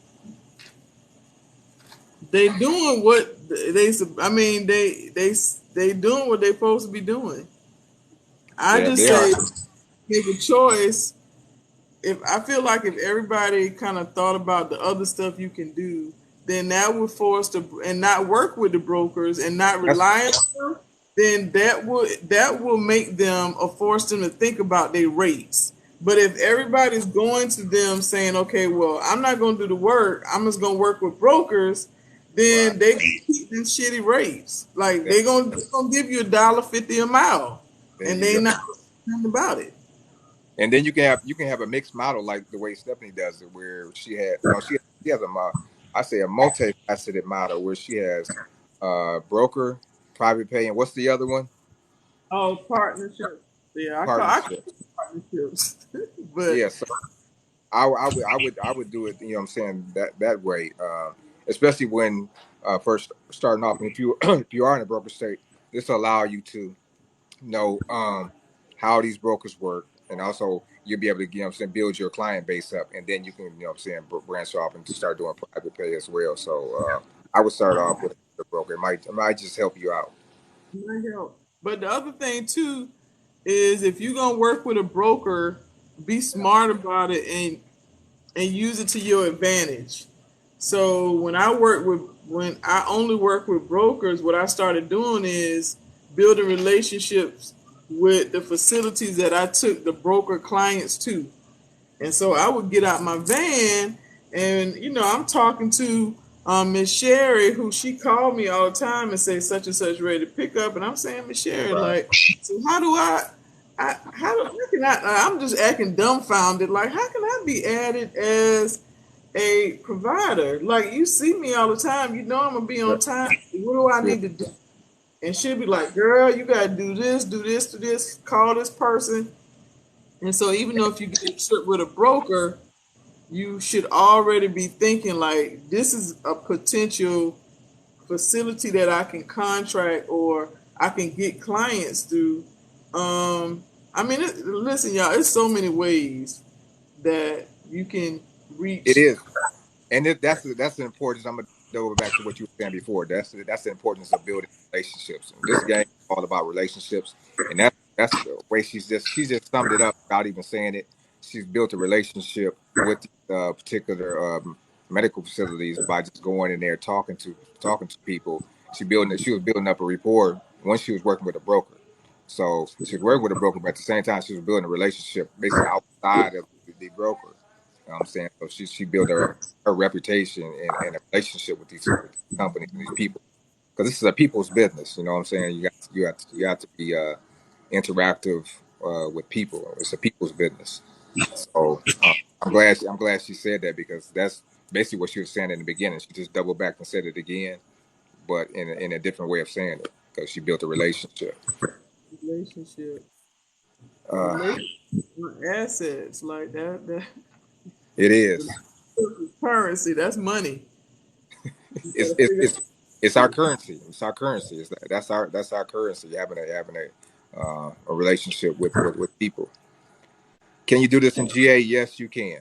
Or would I have to go through a broker? You don't have to go through a broker, but GA is a broker state, and Modif Care is in Georgia. I believe NTM is in GA, as well as Southeast Trans. Southeast Trans. Yeah, and Southeast Trans is that's a real big one too. They're like in a lot of states as well. Southeast Trans, I think like 7 or 8 states down there, maybe more. Yeah, I haven't worked with them, but I know they're in Georgia. It was something else I was gonna say. Oh, another thing. I don't know if you try this too, Dante, but so sometime when I'm out in these streets, I'll I'll go to a facility, but I don't focus on the nurses or the doctors or the people at the desk. I focus on the people in the lobby. So if you go to let's say like last week I went to an ortho specialist, and those people, they can't drive. Most of them like on a walker, crutches or something. And so I focus on the people in the lobby. So if you think about a family member that you got to take off work because they can't get to their doctor's appointment, I Right. want to focus on you because you're going to pay me Right. to take the place so you don't have to take off work. And that way I can do the transportation. So sometimes you gotta really think outside the box and say, okay, you know what? I stood outside and I gave people my flyer and pens, and I Right. left them in the lobby. And so one lady was like, well, so do you transport? Do you also do airport? And I was like, listen, yeah, I take you to the airport. So that's not even the question. I like how you just said.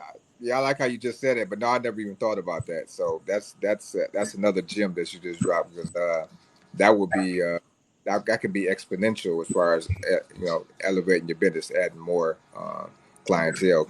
People. Those are People going to your website or calling you to book a trip versus a healthcare facility, but it's still green. they. Yep. At the end of the day, right? At the end of the day, it's still gonna make us some money. You know, um, do the offices allow you to put flyers, brochures in the waiting area? Yeah. A majority of the time, I would say yes. You might get run across. Some people might not do it, but move on to the next one. What what is your take on that? Yeah, I just ask. So I'll go in and say, I give my little quick elevator pitch on what I do, and I'll just ask if they mind if I leave some flyers and pens for some of their patients and clients, and they'll be like, sure. I've never had anybody say no. Right. Okay. Um, Um, do y'all run NMT on the weekends? Me, no. Do you weekend NMT run? for the right amount. So I won't say Oh on a yeah, right. regular basis, we don't like it's Monday through Friday, but on my website I will say evenings and weekends are available upon request. So it's been times where hospitals have reached out, and it could be like a Saturday morning for a discharge, and if you Right, right. a lot of times those discharges are going to be hard hours. And so I've done discharges at times, but for the most part, but I would say, Dante, the people that I know that don't have bankers hours like us, they do Right. really good. Like I they know, do right? because they like what everybody else is. 8 to 5 or 7 to 6 or whatever. Like we're Right. gonna do the opposite, and we're gonna stay. I know people that's 24/7, Oh, wait, really? but they don't. They may not get trips 24/7, but they Right, right. go. But they allow that window to be open. Yeah, I'm not. Yeah. I don't think I want to do 24/7. But if you reach out to me like after my business hours or on the weekend, then it's a different rate. Right, right. Okay. So do Um, you need a DOT? No, you do not need a DOT, but LLC, yes, or some type of business structure, yeah. yeah, And I would say I would go the LLC route because it gives you like more protection, more like tax advantages as opposed to like a sole proprietorship, things of that nature. yeah, So I would suggest LLC, but DOT is not required because you're not, like she was saying earlier in the live, you're not transporting like across state lines. You're not transporting goods. You're not transporting any goods. Like that's more of like you're transporting commodities and things of that nature. But what would you say as far as like the LLC or sole proprietorship or DBA?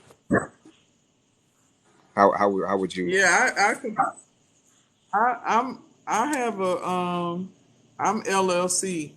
Like unless you gonna do S corp. I tell people all the time like I'm not a tax advisor or Right, CPA. You know what I'm right. saying? But I Let me throw that definitely disclaimer up there. We are not tax professionals, so I would tell you to seek giving that somebody of disclaimer, that but profession. I But would say yeah. But I think LLC, when you start, then you can kind of decide if you want to be incorporated or if right, you want to do S corp or something like that. But I started with LLC.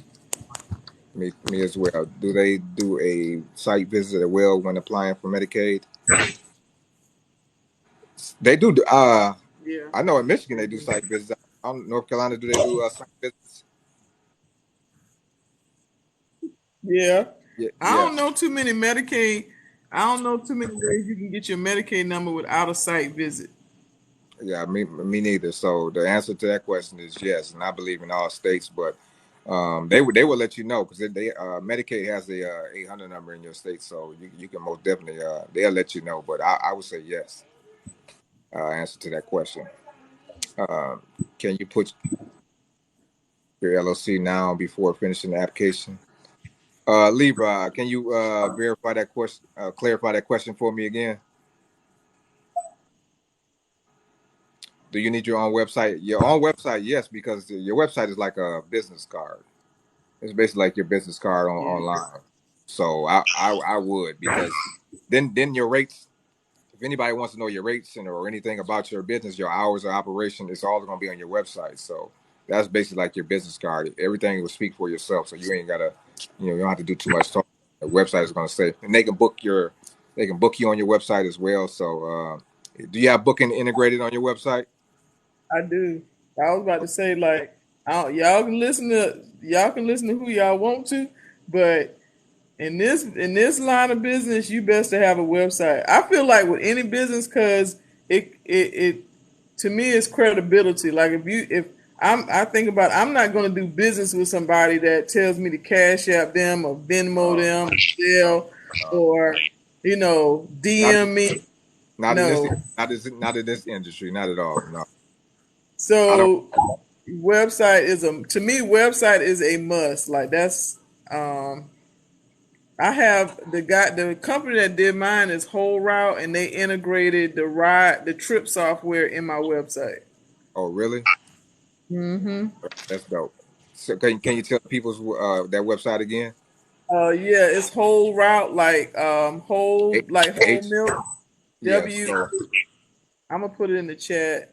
okay. Um, but he they built the website so when somebody goes to my website and they know, they put in the address where they're being picked up and where they're going, it tells them off gate how much it's going to cost based on my rates. Right. And then it gets their information, it asks them for their credit card, and until I approve it and say that we can do it, then once I approve it, then it will charge them. So we're gonna get paid before we pick you up. Right. Okay. Thank you for clarifying. Thank you for putting it in the chat. So everybody, she said she put it in the chat, so I can see it right now. It's called wholeroute.com. Yeah, www.wholeroute.com. You are more than welcome. Hopefully the information has been valuable. Hopefully so. Can I put my LLC EIN now while waiting on my my MPI to the application? Can I put my LLC EIN? I'm waiting on my MPI. Are you talking about putting it on your MPI application right now? Because it's still in the process of process. I mean, you're in the process of processing. If you're saying that, then I'm not sure that you won't be able to do that because they have it already like in their system. yeah. I don't think you can make changes once you submitted it. Yeah, I don't think you do that until it's already approved or denied. I wasn't live from the beginning. What type of business is that? Non-emergency medical transportation or non-emergency medical transportation business. So you're transporting patients or regular people to their appointments. Something similar to how I want to say Uber or Lyft, but it's something similar to Uber or Lyft. You're transporting Yeah, people. transform people.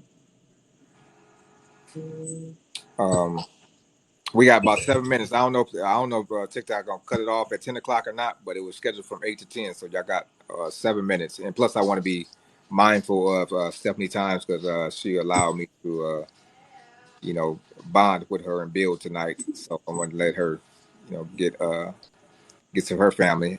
I haven't did the Medicaid application yet. Okay, so if you haven't did it, so what process are you in right now? You still in the MPI?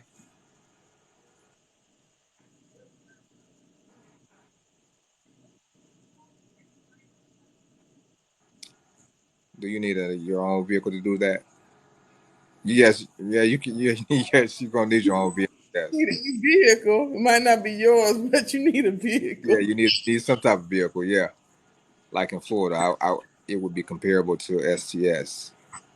Okay, so I mean if that's the case, but you still need a vehicle though to do this business. You're transporting patients. So, and I got this question too, Stephanie. Look, somebody asked me, can I rent a vehicle to do this business, right? so, so can you share with the people if they can go to Enterprise right now and or rent a vehicle to start this NAMT business? Rent? I haven't heard Yeah, that one. me neither. So I just want to double check if that's I I guess my question is how would Enterprise feel about that, and then how are you going to get commercial insurance on a vehicle that you do not own. you are renting? Right. Yeah. Know I about have that? worked so so hard, spent so much money in my van engine went out. I'm sorry to hear that. Well, Wow. man, that sucks ass. D Vanola, you're more than welcome. I always enjoy you when you're on live. So yeah, you're more than welcome. Oh You know, yeah, I know. I think she follows me, Diva Know Your Queen. yeah, that's when I said this. She said she signed up for a consultation with you. Oh yeah, she did. She did. She did. Yeah, She did. yeah. So I have to have a commercial insurance. Yes, you do. Yes, you have to have commercial liability insurance. Most states, most states tell you like, or I won't say most states. If you decide you want to work with a broker, commercial auto liability is required. But y'all got to remember that's liability. Y'all better pay that extra money for that full coverage because if Right, something happen and right. you just liability, then you SOL. Well, yeah, yeah. I tell them that all the time. You better get that full coverage. Like, look, anything can happen in this day and age right now. Yeah, So it I would happens. say that absolutely.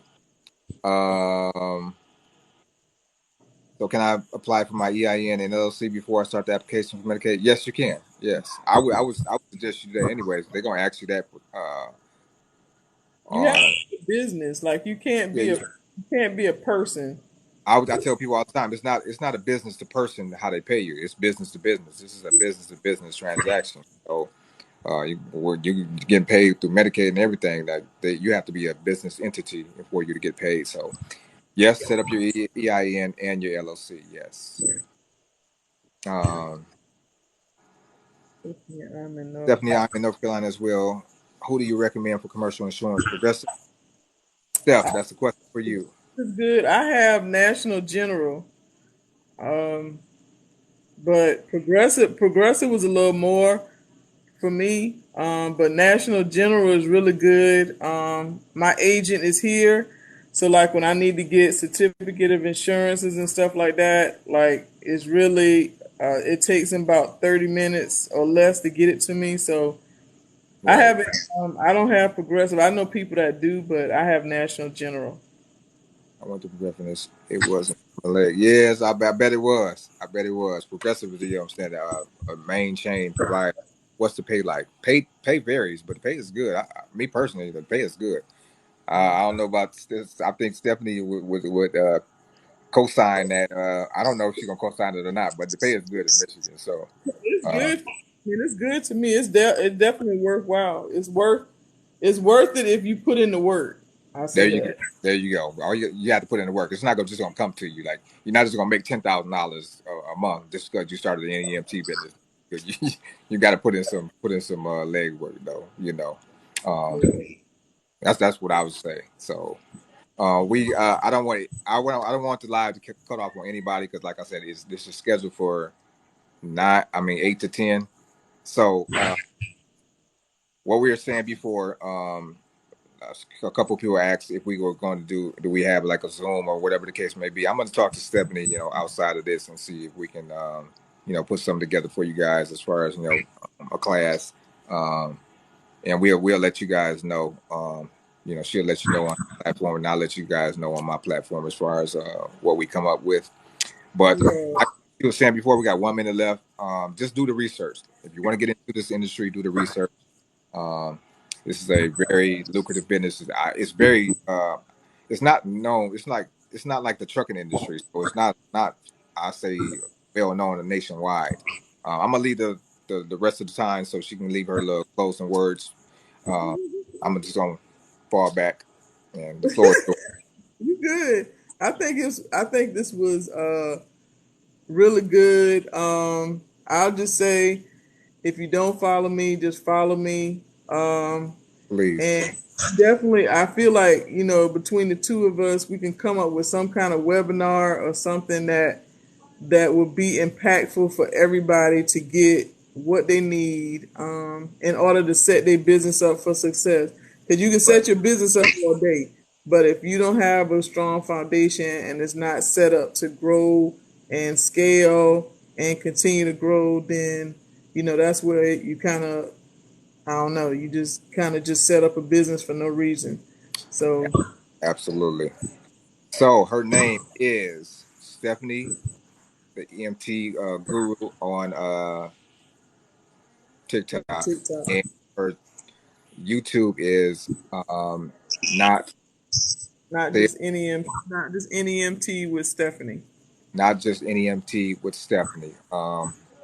I need everybody to go follow her, please. Like I said, when I say she breaks down information, you'll see what I'm talking about. I just don't want to be somebody that's talking shit on the live, and I just take my word for it. I just want you to go see for yourself because, like I said, that's how I end up finding her because she popped up on my For You page. Well, The queen was dropping a lot of valuable information. I was like, God, dog, you know what? I've got to talk to her, and I got to see if she's willing to come and share some information with the people to help them get some of their questions that they have in their head, and she can answer the questions and I provide some information for you guys. So, thank you you for. still got questions coming through, Dante. I I know they didn't cut us off. So if you want to answer some more Oh, questions, okay. So let's see. One of them, somebody is saying, um, can they still make it happen if you live in a small town?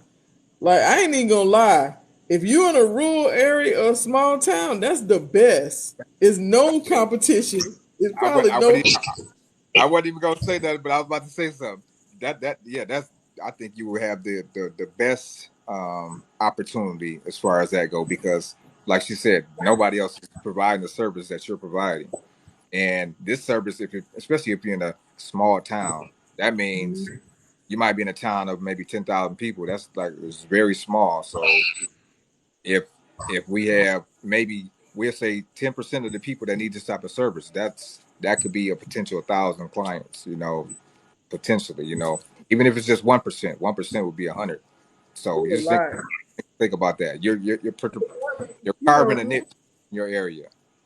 I was about to say that I agree. Like, and plus, them small towns, they only have like a couple hospitals, and you probably If a have couple, it might a just be couple. one. It might just be one. Might be Yeah. one hospital, a couple of pharmacies, but y'all been not, and the other thing is don't slip on the pharmacies. Like if you can also add courier to your NEMT business. Like you can deliver what Medical. you call it, prescription medical supplies. It's the list goes on and on. Somebody said, how often does Medicaid pay? Um, 30 days, 60 days, 90 days. Yeah. So the way I answer that is, I would say 30 days, 60 days, and then you might as well say like 90 days, like she said. So Medicaid is it's Medicaid. It's a government agency, so they have paperwork that they submitting and um, it's a lot. I know in Michigan, like in the Detroit area, they bought down like two companies that was running like fraud. They said they was picking up clients. They ain't never picked these clients up. So they knocked this organization down. They ran it up to like $2.4 million out of Medicaid. So you know, um, that's nothing to do with how you get paid. But I'm just giving you a scenario like that might be why they stay so tight. But 30, 60, 90, I would go exactly what she said. Yeah, I've I've done trips with a broker and it took 60 days to get paid. So Yeah. So that's why it's good to have like a mixed uh, company. Like when you're having brokers, mm-hmm. me personally, what I'll say, having a broker to build up clientele, and then also go out and build your own clientele where you can have like she said, I can take somebody from here to the grocery store. They'll pay me $25. And I'll just go ahead and take them, and that's cash money, or the little square that you have on your phone. You know what I'm saying? You swipe that credit card, or put the little credit card information on your phone. So I would do it both ways, uh, just to clarify that for you guys. Oh shit, what is Yeah, this? that square is important. So Square let's is talk. definitely good to have. Okay, so since we they let us go over a little bit. So far as do you use any of the dispatch softwares? I'm old school, I guess. I don't know. I don't use any. But one of my Okay. this company that am about to partner with is called ZenPath. I actually did um, a YouTube interview with him with Ryan with ZenPath Radio, and they have a dispatch software. And I want to say if you're doing up to like 50 trips, it's free. They have different variations of their plan, but it's a minority-owned business. Um, but I do it old school. Like Right, right, right.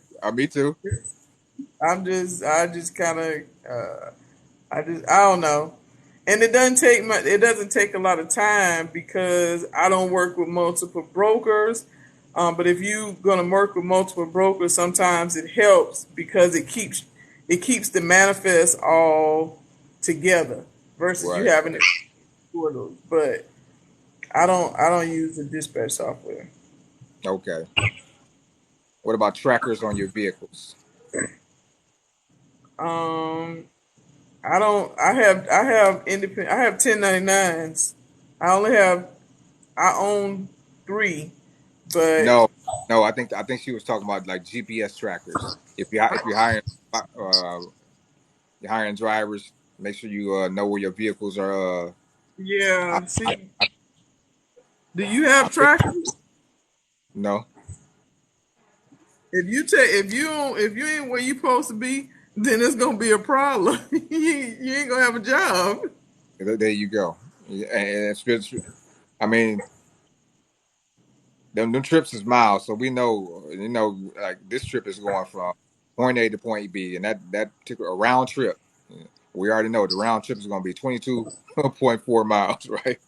So long as they ain't coming back, you at like 32 or something like that, then everything's good. I mean, it's good that you go get yourself eating all that, but for the most part, yes, I knew that's what you meant. Yeah, GPS trackers. Yeah, I understand, I but mean, no, but to me that kind of goes back to you doing a thorough process when you hiring people, and you right, check in. Like I feel like as long as my drivers check in, but I honestly haven't had a reason to get trackers. I think sometimes people add more stuff to it than needs to be, which forces you to spend more money, which really is less profit.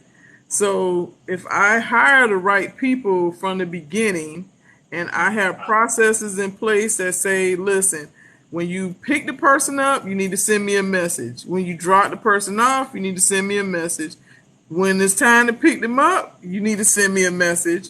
And when right. you finish, you need to send me a message. So if you have, to me, if I have processes and everybody understand what the processes and protocols are, then you might have a couple that slip, but I haven't had any issues with that. Right. And so you put this in your policies and procedures, correct? Yeah, it's in Do you my make policy. do you make the drivers sign that policies and procedures Yep. that they have read it? At the bottom of each page is a sign and date, and Right. it goes to file. Right. Absolutely. Okay. Um, what kind of vehicle would you recommend? That all depends on you. What type of vehicle do you have? A Ford or vehicle will work. That's what my videos was about. Like start with your personal vehicle. Like if you like we were talking about in the beginning of the live, if you have like a little stigma with people or a little phobia with people like in your back seat, and you don't want a lot of different people in your vehicle. This might not be. You might not want to use a personal vehicle. You might want to get a different vehicle for this particular business. But to answer that question, I would say start with what you have. As long as it can pass like a state inspection, as long as it passes a state inspection, you should be good and meet all the requirements. So I would give you like a particular vehicle I would say that you can use because all of them hold the same amount of passengers. Usually a five passenger vehicle. Mm-hmm. Um, do they have factoring companies? I don't know what that means, Carolina. I don't know. That's factoring companies are like with trucking. So the broker is like a factoring company where they're gonna pay you. They'll be the ones that's gonna pay you, not Medicaid. Medicaid is gonna pay the broker, and the Right, broker. right, So you might get paid before the broker gets their money, but they're the ones that's paying you. Versus, well, like with trucking, you got the factoring companies that will pay you per no, se that more than but we don't have that too much. Somebody said, can you get government contracts? So part of my what I endeavored into this year was government contracting. And government contracting could be anything. It doesn't have to be for NEMT, but if you are in an area like We're DSS, or Department of Social Services. Right. So your state has contracts where you can work directly with DSS. Hmm. Um, you can get you can get government contracts with the school system to transport students. But Right. most government contracts may not be centered around NEMT or transporting people. I mean, I bidded on contracts that don't have nothing to do with NEMT, but you I'm, gl- can't get them. You can't get government contracts with NEMT. I'm glad you shared that. No problemo. So you have to wait 3 months to get paid. I mean, it could be up to 3 months. I mean, we're dealing with Medicaid, so Yeah. um, I mean, yeah, I'm probably exaggerating with the 90 days, but um, but that I window, but that it's good to give them that window so they don't be expecting nothing like 2 weeks. Like no somebody might think they dropping somebody off. They started a bit to say they already got the business started, right? They right. don't work. They done worked 2 weeks and dropped off their clients. They done drove 20 clients and they thinking they're gonna get paid in them in the 2 weeks. Then I'm gonna tell you, no, it's not gonna happen like that. So Probably what she's also saying is like she um it took her I believe you said like 60 days for for a couple of trips. So like with the broker, you have to really stay on. This is when I first started, and I didn't really understand. I won't say I didn't understand, but I wasn't really getting the ropes when it came to the checks and balances. So I was okay, kind of doing a checks and balances like every 2 weeks with the broker. And so when I'm looking for my money, right, um, then I'm like, well, y'all, I'm expecting $400, and y'all put $25 in my account, and so I'm like, where's the rest of my money? And right. so what happened was they would say, well, we didn't get the trip sheet, or we didn't get this information. And so you got to really stay on the brokers when it comes to that, because I would Gotcha. send it to them, but then they would somehow or another they didn't have it, so they never submitted the claim. In turn, I never got paid. So I mean, then I just kind of incorporated where I do it weekly. I was doing it weekly where I say, okay, so then if I didn't get paid, I could be calling on the phone like, where my money at? Like, don't play. Yeah, I need that. Yeah. So I So would definitely say at a minimum monthly with brokers. right, right. And plus, you want to stay out. If this is your business, you want to make sure you staying on top of everything to do with your business. When it comes to your money, you want to make sure that all your paperwork is submitted because um, you don't want to leave it up to somebody else's leave it in somebody else's hands as far as how you gonna get paid. Like just like she said, she Yeah. got $25 as opposed to the 400, and that's all because the broker dropped the ball and said, they didn't have some type of paperwork that needs to be submitted to Medicaid. So make sure you stay. I would in my policies and procedures make sure you contacting brokers on a weekly basis. As she was saying, because just make sure that your affairs are in order um, and always Yeah. on top of things. Um, some of the brokers are shit. Some of the, I mean that's brokers got a bad rap, but that's what their name is. They make, as she said in the beginning, They brokers are here to make you broker, right? Um, use them for what they're here for, right? Which is to build your business, okay? And then at the same time you're building your business, I would do exactly what she was saying in the beginning. I would go into these particular facilities that you're dropping your patients off at, and I would go in there and talk to the people that's in this particular facility. And she gave a big tip a little while ago by talking to the patients that are sitting in the lobby, not just talking to the nurses and the doctors and things that's in the facility. talk to the people that's in the line. Those are the people that's receiving the service. So they may have family members that might need this particular service. So when we were talking about this in the beginning, this is a people's business. This is all about relationships. So you want to build relationships with these companies, build relationship with people. And you have to let people know what type of service you are providing and what type of service you are providing and what your rates are, so they'll know who you are and what you're about. So I would stay on top of building relationships. Like this is this will get you a long way by building good relationships. You definitely will. Definitely will. Say, what about all? Well, only time you probably gonna get an audit is for the people that work directly with um Medicaid or Medicare. So like if you're not a broker state, we broker state, so it's no true audit with Medicaid because the broker is the person that's giving us clients. Now, if you're a non-broker state and you're working with Medicaid, then Medicaid may do audits, but that it just depends on your state. Absolutely. Take the clients from the broker. You said take the clients from the broker. Yeah, I mean, why not? hey, look,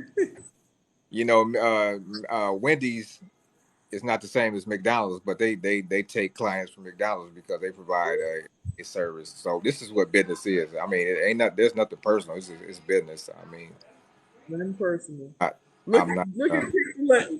Chick-fil-A keep a long line. They keep People keep a long line. You know what I'm saying? Keep yeah, a long line. and they in the business and just doing the same thing as everybody else. So I mean, I wouldn't. I ain't gonna feel bad though.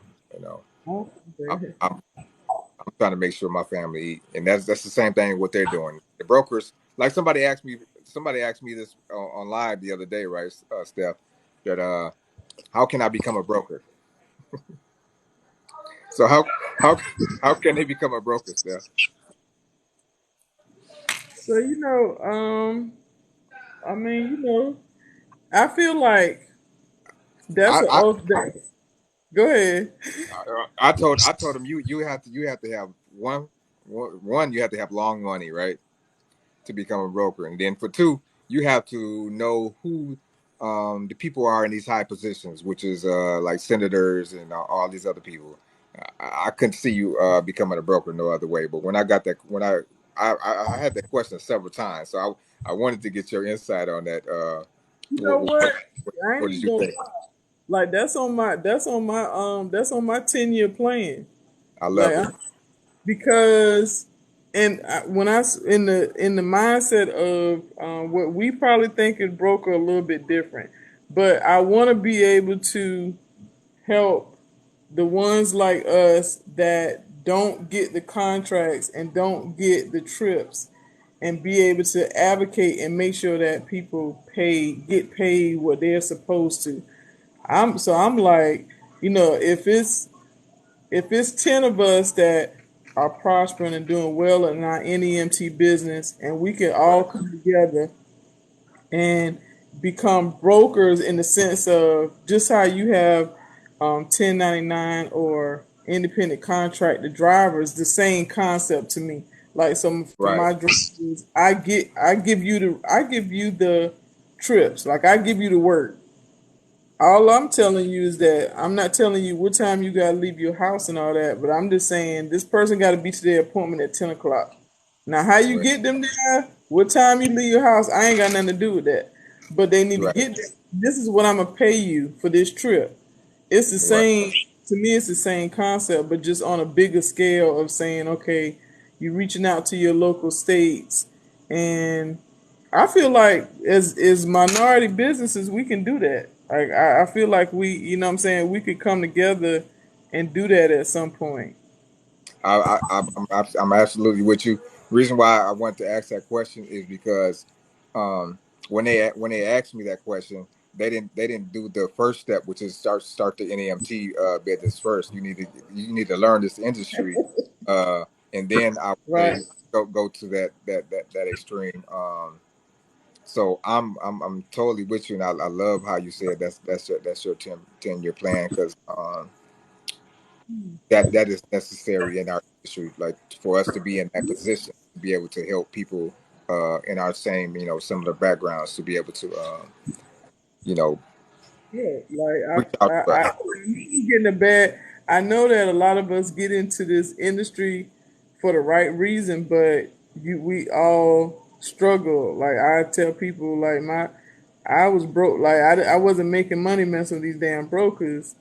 But Right, right, it only took me like 30 to 45 days to realize like this shit ain't working. I gotta do something else. I ain't gonna you can't you can't not make money for 6 months.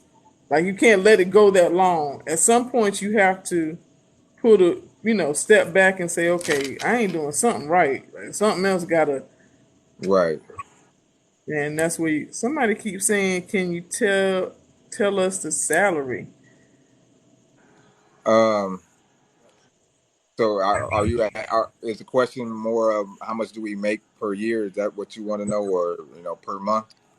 Like, um And it's kind of tough. Like when you say the salary, it's no salary. Like you own a business, so if I might yeah, not. I don't have no money. If you ask me, I ain't got nothing. I don't own. no, no, no, no, no. I can tell. It's the key to it all is own nothing but control everything, right? So Right. I control it. But as far as the money go, you always put money back into the business. So say for instance, I mean the vehicles need to be repaired, right? You also got to pay your employees, right?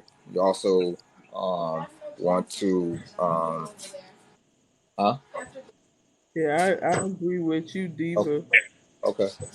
or your queen. She said that it's all about what you make it. It's gonna be tough for me or Dante to say, well, you get into this business, when you get one or two vehicles, you can make 20 stacks a month. If you ain't putting in the work, then you ain't gonna make Right. money. Right, because that's why when I made one of my videos, I didn't want it to be like misleading, because you only get so much time on TikTok to make a video, right? Video is Yeah, gonna be either 30 seconds, 60 seconds, or now you can do it like for like 3 minutes, right? So the video you can say like, hey, look, use your personal vehicle and you can make this amount of money. This is true, you can make this amount of money, but there's a method to this, meaning that you have to put in the work. You have to get these clients. You have to get them to the appointments, and you have to be building your business. Like it's not like when you go to work, right? And somebody give you a salary, like somebody was just saying, somebody give you a salary for $5,000 a month. It doesn't work that way. Like you got to have you're gonna have these clients. You got to have these clients in order for you to get this. If your goal is 10K, then you got to make sure that you have we're gonna say 20 clients that's gonna mhm. produce 20K. You see It's what I'm not. saying? So But even when you go to work, and they said we're gonna pay you this salary of $5,000, it's based on you doing what you signed up to do. So you can make 5,000, 10,000, however much, but it's still based on what you gonna do with your time. So, you know what I'm saying? If you're not out here being a salesman for your business and constantly building relationships, having a great marketing plan, then you're not gonna make. And even if you was at a job and you didn't do the job, you would probably get fired. right, absolutely. So I I would say if anybody's on here and they know anything about business, you can see that Apple, Apple for for example, they are promoting iPhones. They promoting the new Mac, whatever you call it, MacBook or whatever. They be promoting that all the time on. You see it on the internet, which is social media. You see it on television. Um, so they are always promoting their business. It's the same thing for this industry as well. You all wherever you go out, you know what I'm saying. If you in a grocery store and you see somebody. Um, you can open up a conversation. A lot of people don't talk to people a lot. Like I'm 46, right? So we used to talk more than people do now. More now people are like more interactive on these social media, which is good, right? But you still go to grocery stores, you still go to the movie theater, you still go to doctor's offices for your own self, right? So I would say I would always be talking to somebody, start striking up a conversation because you always can get some type of perspective just talking to people in general, getting a general idea, or, you know what I'm saying, what they do, or if they have family members, you know what I'm saying, because people are always willing and open to talk to you about what they have going on in their lives. So if I tell anybody, you always got to be a salesman for what you do, because if you don't do it, then who's going to do it? Like, um, even if you pay somebody, they still have to know your backstory on how to deliver this message to somebody else. Right, So right. I'm gonna tell you always to be a walking billboard for yourself. You know. I always when I'm like I stopped a long time ago. I don't say a long time ago, but I stopped a little while ago with wearing like just anything when I'm transporting people or even when I'm out and about. Like if you find me even today, like my t-shirt is entrepreneur mentality. Mhm. You gonna find me with a t-shirt with something on it where it's gonna spark a conversation. If Right. I'm saying like if I got a t-shirt on that says need a ride, we'll take you there, then somebody can say, well, It, what does that mean? what What you do? It's gonna spark a conversation. So when you out and about, you're not repping your brand. You should like Dante was just saying, you should be a walking billboard. Like I put on a t-shirt every day and it's got something to do with my business, transportation, NEMT, something. right, right. Absolutely. Because Like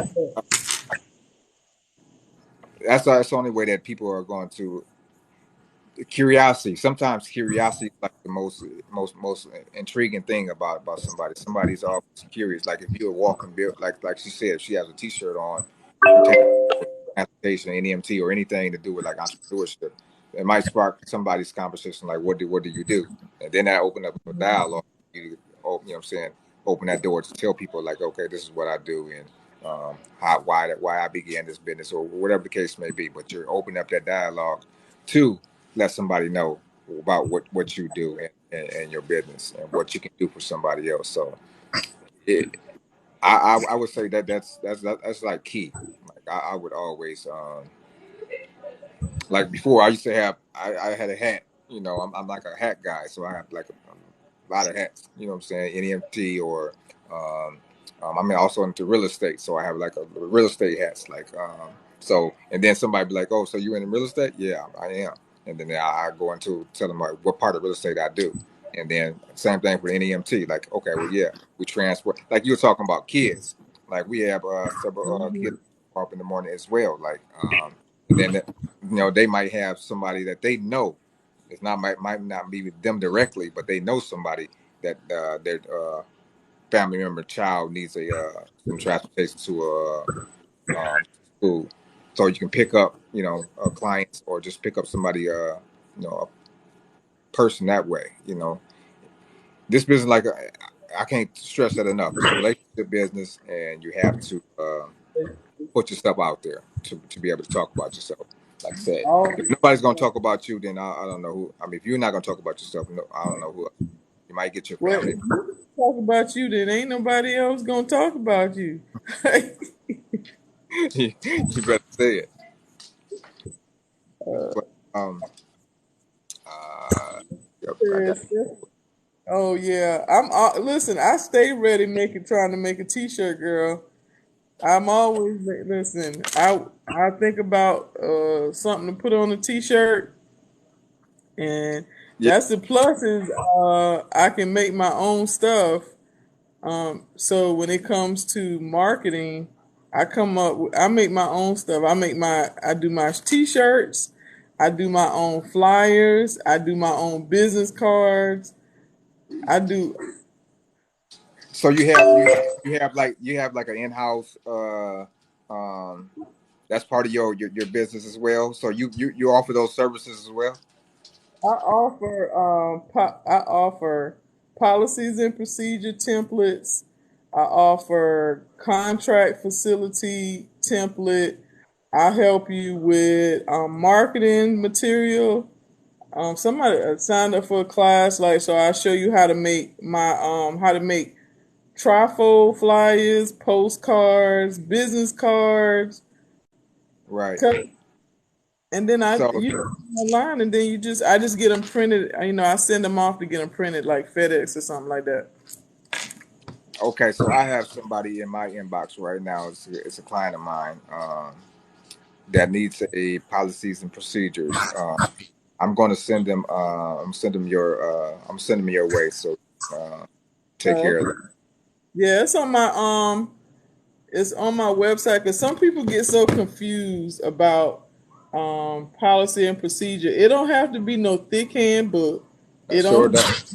No. Because let's go over that real quick while we have them on here. So policies and procedures. Okay, your policies could be, look, I need you here at 5:30 because our first appointment is at 6. So I need you here gassed up and have the vehicle, or you might have the vehicle overnight, whatever the case may be. Right. That's part of the policy, right? You have to be here by 5:30 a.m. Um, the procedure might be also like she was saying before. Hey, look, when you're going to pick up this patient, right? I need you to text me. I need you to text me and let me know that you're on your way to pick the patient up, and then you're going to drop them off. When you drop them off, I need that same text message. Okay, Right. that can be part of your procedures. So the policies and procedures process is basically how your company is going to be structured, and when it's time for Medicaid and all the rest of these people know that okay, this is this person's company, then they can go to your policies and procedures. They don't have to ask no questions because it's already written. It's already So written. how are you going to Like um with Medicaid, when you're trying to get a Medicaid number, your policy? have to have policies and procedures. Have to. Like, they want you to send it to them to review. I Right. know for North Carolina anyway. Oh, Michigan as well. I mean, you're not getting around that, and I think that's going to be in all 50 states. You're not going to get around that policies and procedures with Medicaid at all. It's not So gonna happen. And the thing people forget about, like you're talking about, is processes. So some people get confused with policies and procedures and processes.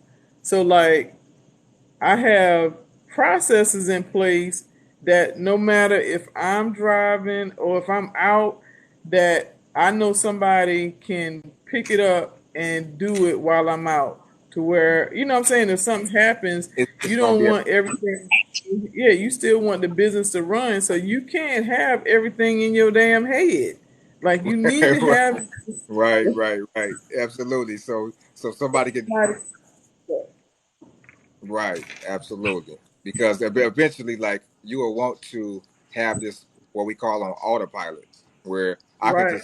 I can sit back, and as long as the process is there and the policies is there, in and about what to do, and I won't need to be there hands on to walk you through every little thing that happens during the day. Some type That's of and that's too catastrophic much. emergency. That's too much. That's like working. That's like working. That's like working, you know. And we Yes. I ain't trying Ernestine, to. Ernestine, what up, though? That's another one of my um, clients as well. Yeah, I heard her. But welcome. I wish you came in the beginning because we've been cooking since I believe 8 o'clock. So uh, Yeah. It don't because seem like the time has passed, but it yeah, has. I know, right?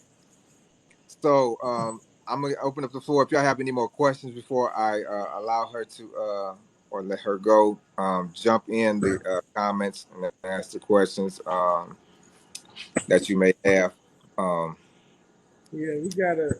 Um, I've had people reach out to me for to get policies and procedures, and because it could be frustrating to write, but Yeah, because I think they get hung up on as far as like when they go to like a bigger organization where that policies and procedures thing is just like this thick. You know, they got thousands of things they're talking about, and they thinking like, okay, well, I gotta have uh, at least like 40 pages. you got it's like a 1 or 2 man show at the Right, time. right. So So at you some don't need point, all.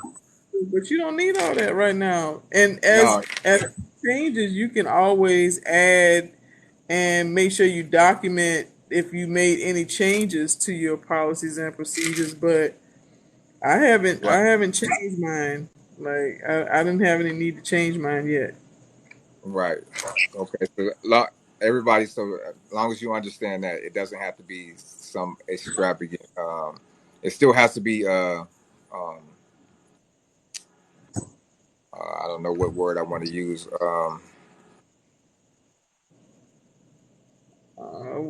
I feel like it still has to be like well documented. Like you gotta make sure that it's a legit document. Like it has to have table of contents. You got to talk about employees. You know, you got to talk Right. about certain things. But um, I mean, even if it's 20 pages, you good. You're good. You're good because if you think about it, the first 2 or 3 pages is gonna be like table contents and like the basic information, and everything else will, you know what I'm saying, will be about the procedures and stuff. How do you feel about Turo? Um, I don't know what you mean by Turo. Turo is a nice industry to be in. I mean, I know people that's they have vehicles that they rent out on Turo and they make some decent money. So you know, that's a pretty good industry. But I don't know anything too much about it. You know, I don't rent it on Turo before, but I do not know as far as business wise go. Yeah. Well, I So, don't. if you guys don't have any more questions, like I said, I'm going to be. I want you guys to go follow Stephanie, please, and then you know, in the near future, we'll be talking about holding something for you guys to give you basically a how to get started. Webinar to help everybody get into this industry. Like I said, we have if you go to our channels, we have a lot of videos that you can watch. But I know people like want to be more like hands-on, so a webinar might be great, so you can ask questions, and then we go through like a PowerPoint slide or whatever the case may be. So we'll figure it out. No. And then go Figure subscribe to our YouTube channel. Oh, excuse me. Go subscribe to our YouTube channel as well.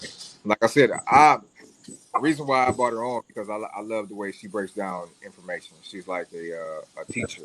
She is a teacher. She's teaching you about this industry. She's been in it like years now. So the information that she has, the way she breaks it down is that I would say a high schooler can understand and be able to you know get into this industry. So go watch the videos over there on her channel, and like I said, we will let you guys know as far as what we can do as far as the class go, and I'll leave the floor to you again if you have any last words. Please give them your social media so they can go follow you. Um, so if you click the link, if you not follow me, and you click the link and follow me on TikTok. My IG is Stephanie Harmon or Stephanie R Harmon. Um, but I'll definitely say I appreciate Dante for reaching out. Like this was a really good chat and Q&A session. Hopefully it helped. And moving forward, just like we said, like research, research, research, Like in real estate, what we and don't. no, go ahead. No, I was gonna say don't. And don't think that you. Even today, like when me and you talking, we do different parts of NEMT. Like you focus solely on primarily private pay, and so even for us to doing something different, it's still a ton of other stuff that can be done in this industry. So As long as you're not closed-minded and you're not stuck into the box, then I think everybody could grow and prosper in this business. Absolutely. Absolutely.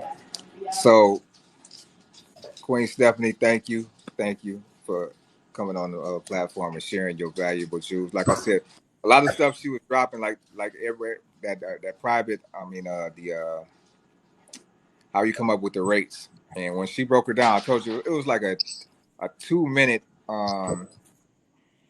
session right there where she was just breaking down how she came up with the her rates, or gave you a scenario how she came up with her rates. It was very impactful. I was just sitting there like, dog, I didn't even know how she came up with that. I was like, wow. You know what I'm saying? I'm putting this stuff together in my head, like, ooh, ooh, ooh. I was writing the steps down in my head, how she came up with that. So, like I said, I'm gonna put this video back up on YouTube or whatever, so you guys can watch it. And you can go back and see what I was talking about. But like I said, thank you, Stephanie, for coming on the platform. Like I said, this was a pleasure. I was hoping that you were not going to be like, no, I don't want to. I don't want to come over there. You know what's going on. But I thank you. You know what I'm saying, you are very welcome. I appreciate you. And it was short notice. Like I said, everybody, I contacted her like day before yesterday, and she responded like, yeah, you know, when you want it to, like, when you want to do it. And I was like, Friday or Saturday. She's like, well, let's do it. I'm like, damn, that was so welcoming. So thank you very much. And how I always end my live is I always tell people, I would say, peace to the guys out there, all the men and fellas out there. Thank you for opening up your home to me and Stephanie tonight. Opening your ears and hearts to the information we're providing. All the goddesses, all the women, the queens out there. Thank you for opening up your homes and phones tonight to receive the information. Thank you. This was a pleasure of mine. What up, though, sis? My sister's on there.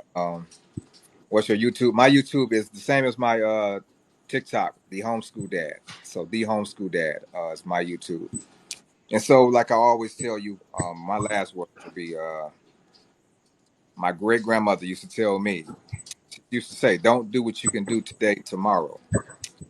What we were talking about all day today is it's all about, you got to research your industry, research this information if you are interested in learning the NEMT business. It's 10:44 tonight right now, Eastern Standard Time. So you still have time to look up this information.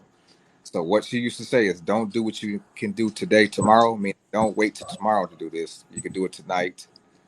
Love and light, everybody on the live. Thank you, Stephanie, for allowing me to, bring you on. I appreciate you, and I will be reaching out to you, so we can figure out, what we can do as far as helping people further their education and getting started. For sure, for sure. Good night, y'all. All I right, all right. appreciate you So, having me. all right, everybody. Good night. Y'all have a All right. blessed night tonight.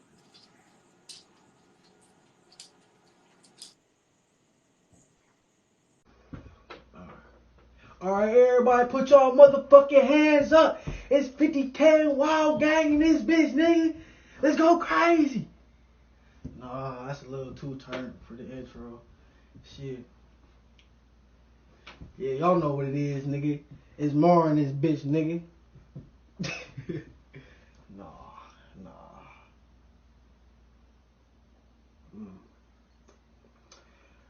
Hey, what up? What up, 734, nigga? This my motherfucking city, nigga. So we finna go crazy for y'all niggas real quick, nigga. We on that. No, that's like, that nigga like that. He like, damn, this nigga came out on tip already. Shit, I think that's a little too aggressive shit.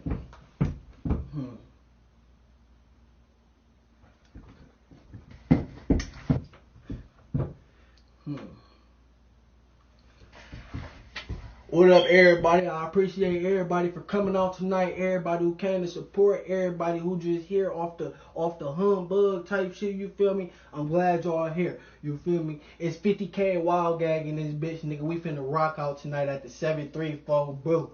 DJ, hit that music. Hell yeah.